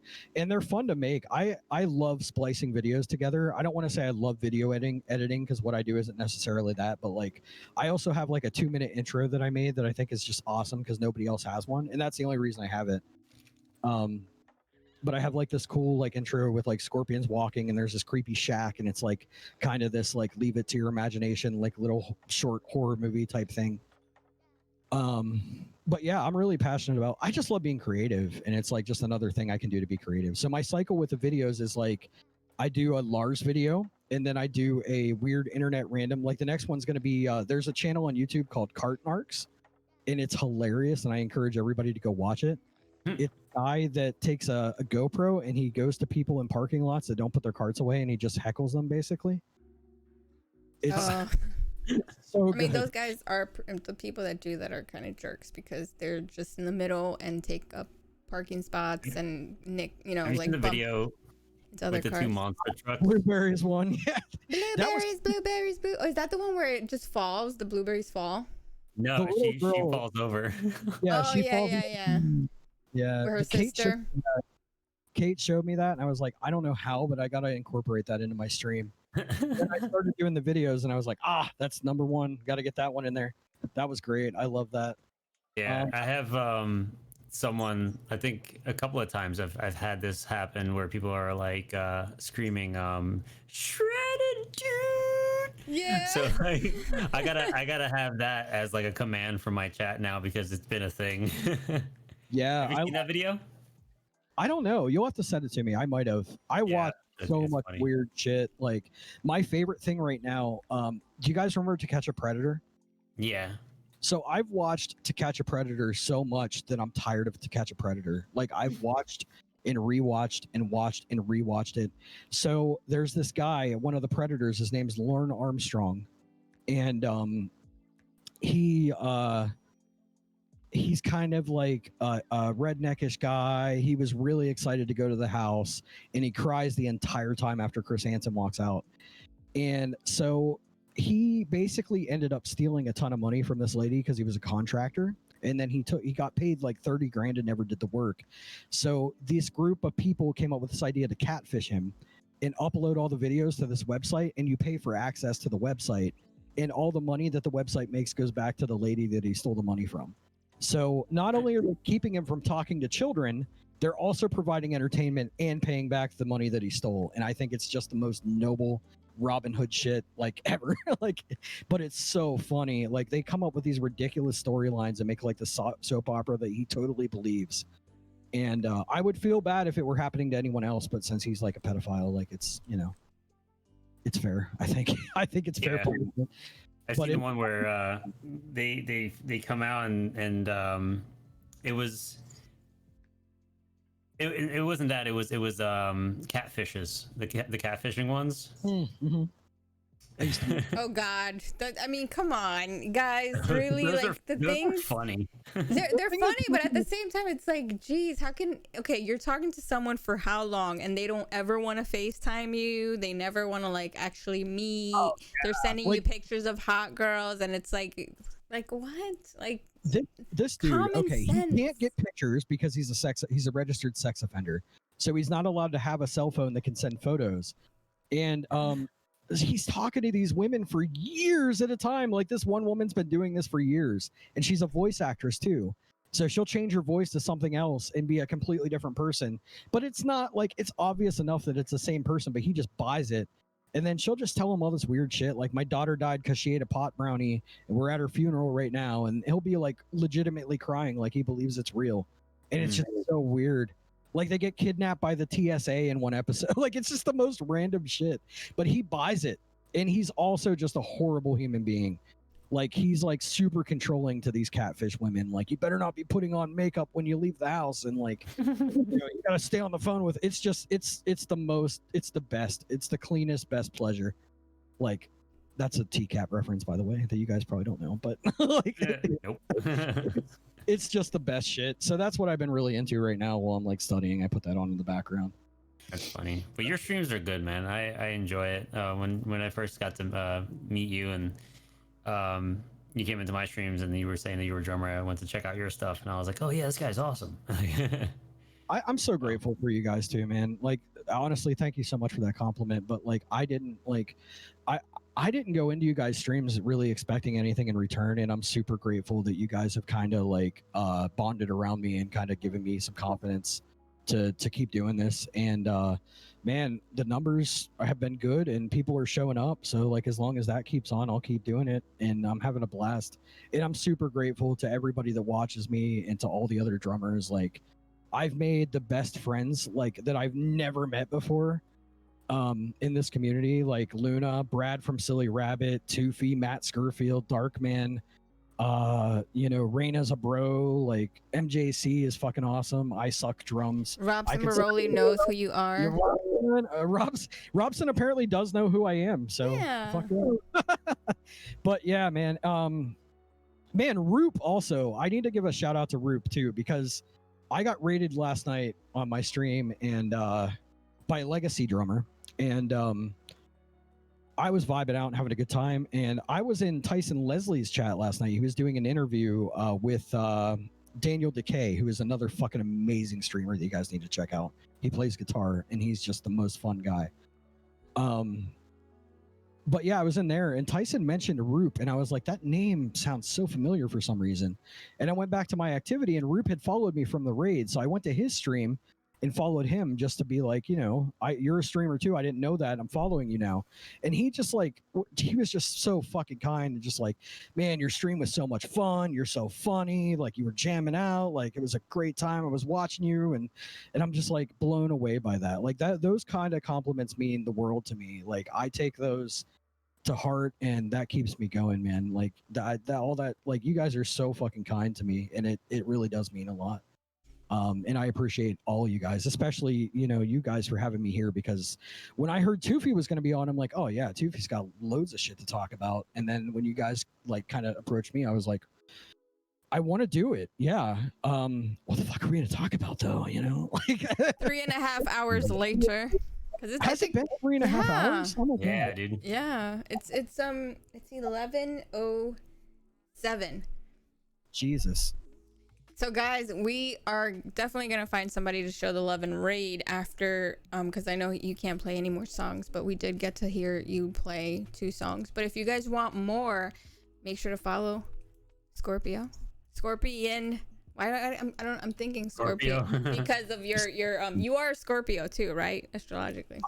I am a Scorpio. I'm very horny and mysterious, and if you piss me off, I'll yell at you a lot. I'm all those things. Hey, my Mars is in Scorpio, so hey. So, guys, the last question of the night, and if you guys want to put one last question, try to like slip it in there, and I'll ask him if you guys want to know more about the days. Remember, it's hellotushy.com. Yeah, No, hello booty. I'm What telling was it? you, your butthole will thank you. Oh yeah, I will. It's definitely it's doing good right now, but I think anybody that has one of those would be even better and happier. Making money, Scorpio crew.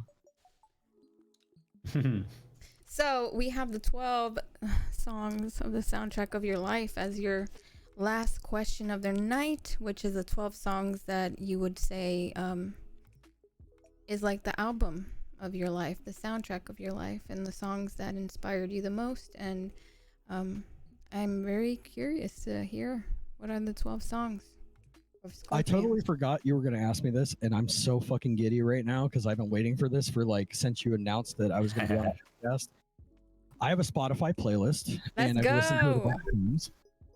So, number 1, "Friends in Low Places" by Garth Brooks, because first song I've ever played on drums, first song I learned on drums.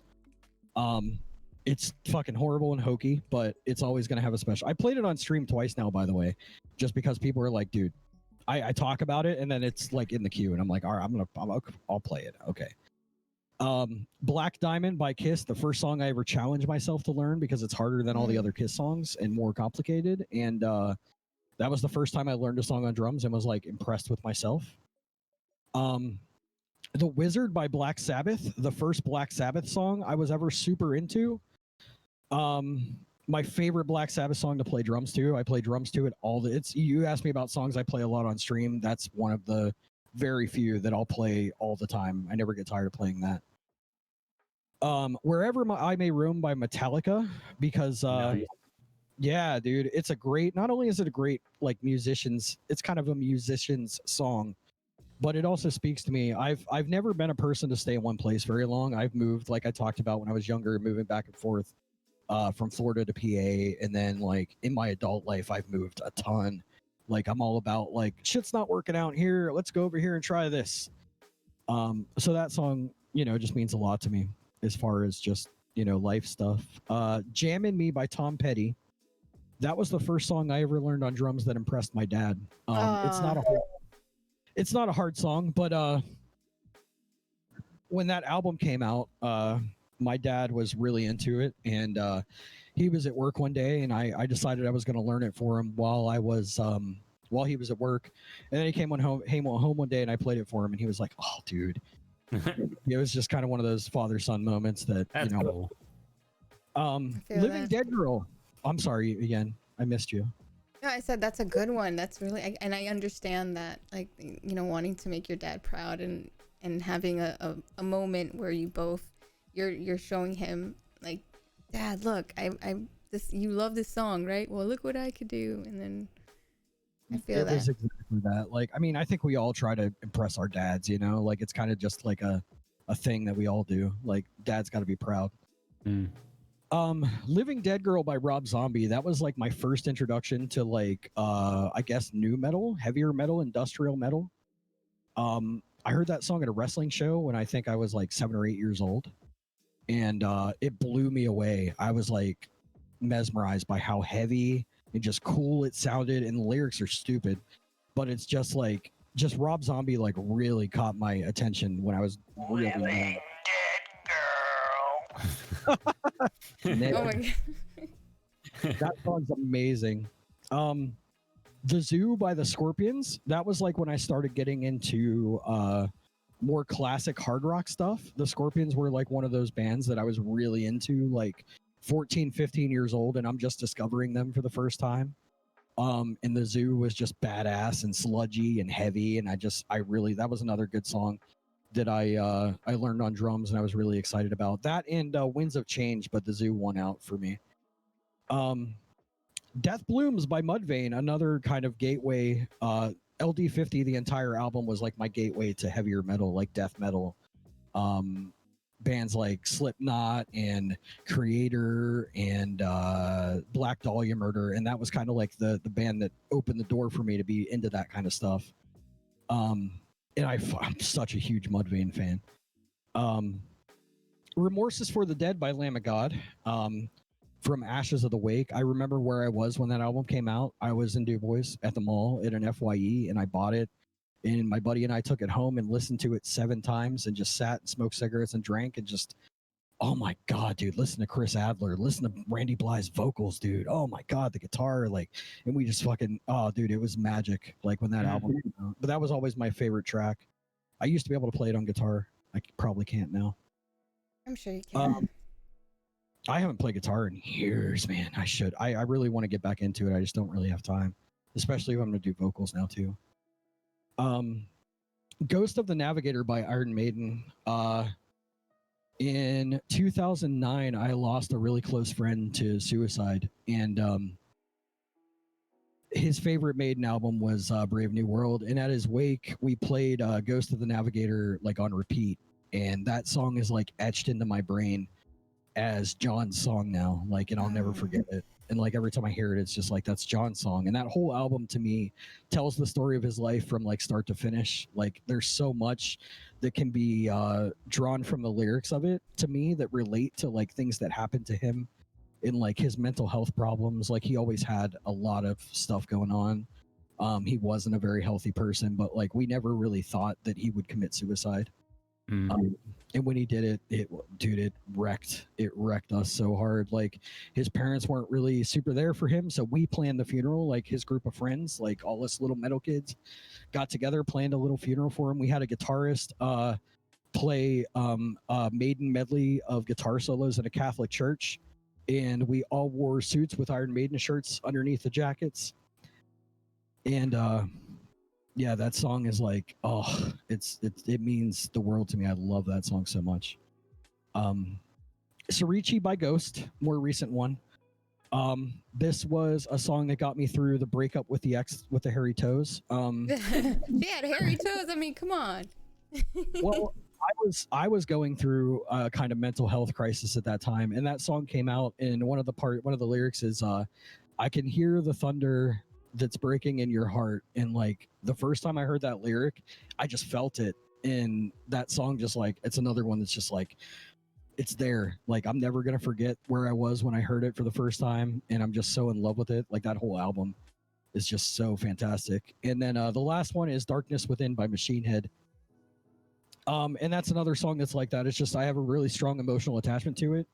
It's kind of about being on the road and being away from your family, and about how music is like a refuge for us, you know, as humans. Like it's a place that we can go, and it never changes.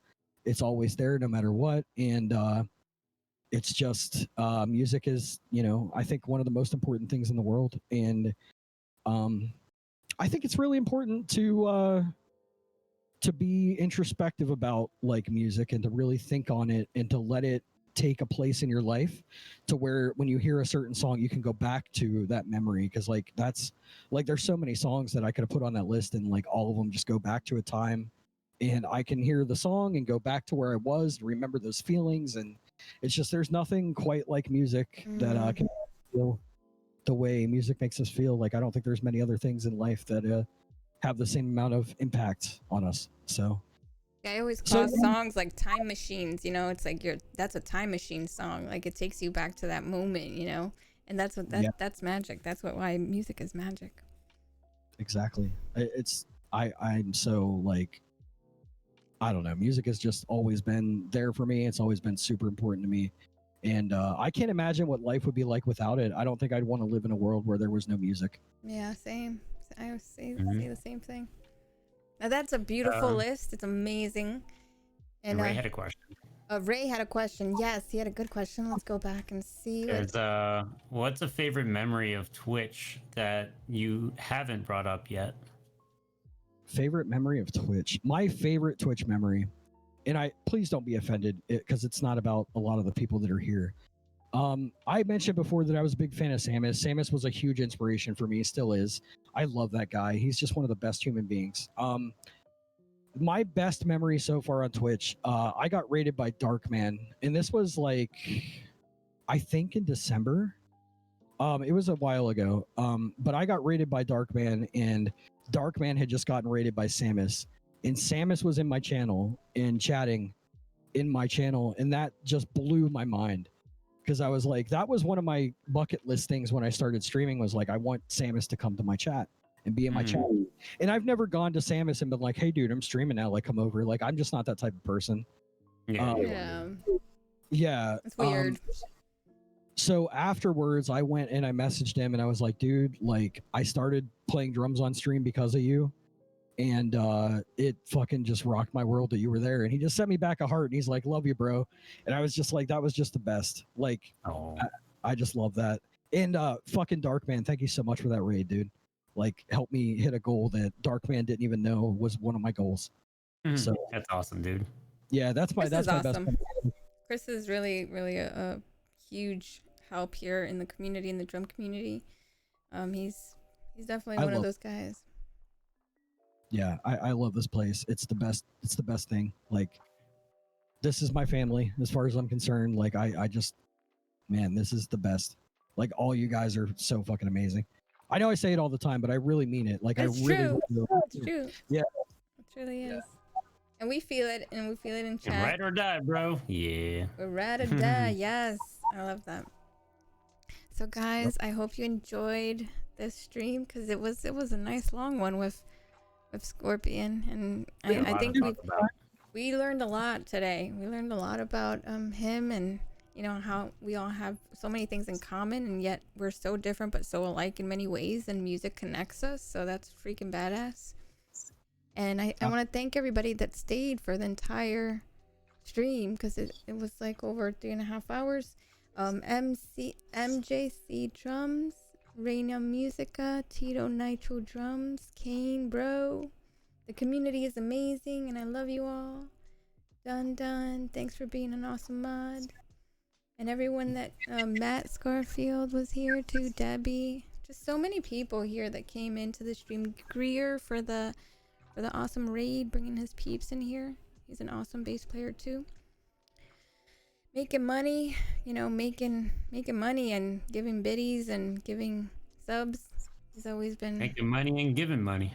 yeah, he's really amazing. Thanks for all those subs and everybody that followed. And I hope you guys follow us and see all the other awesome people that are going to be on the podcast next week. We have Matt Boros. He's an amazing shredder guitarist, beautiful singer. Also, he's in a band. He has original music, and you're gonna love him. He's awesome. He's really cool, and you guys are gonna have fun getting to know him. And he's another Aussie. So, Toofy, we've had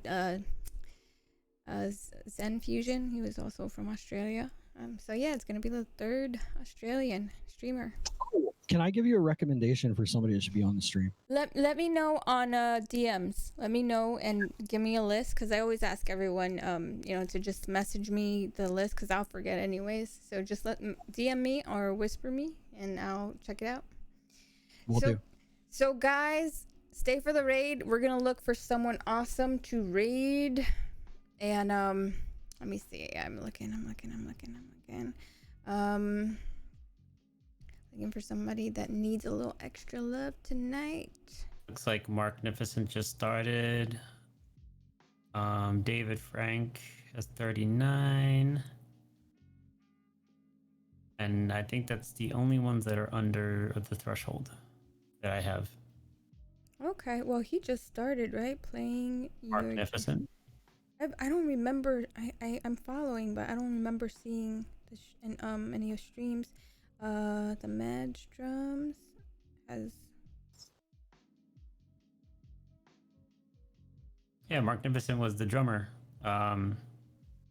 We rated him a while ago. Okay.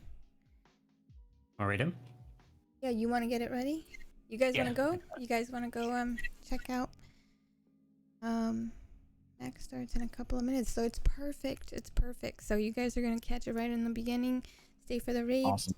Thanks everyone, and next week we're gonna have Matt Boros, and you know, you guys are gonna love him. He's awesome.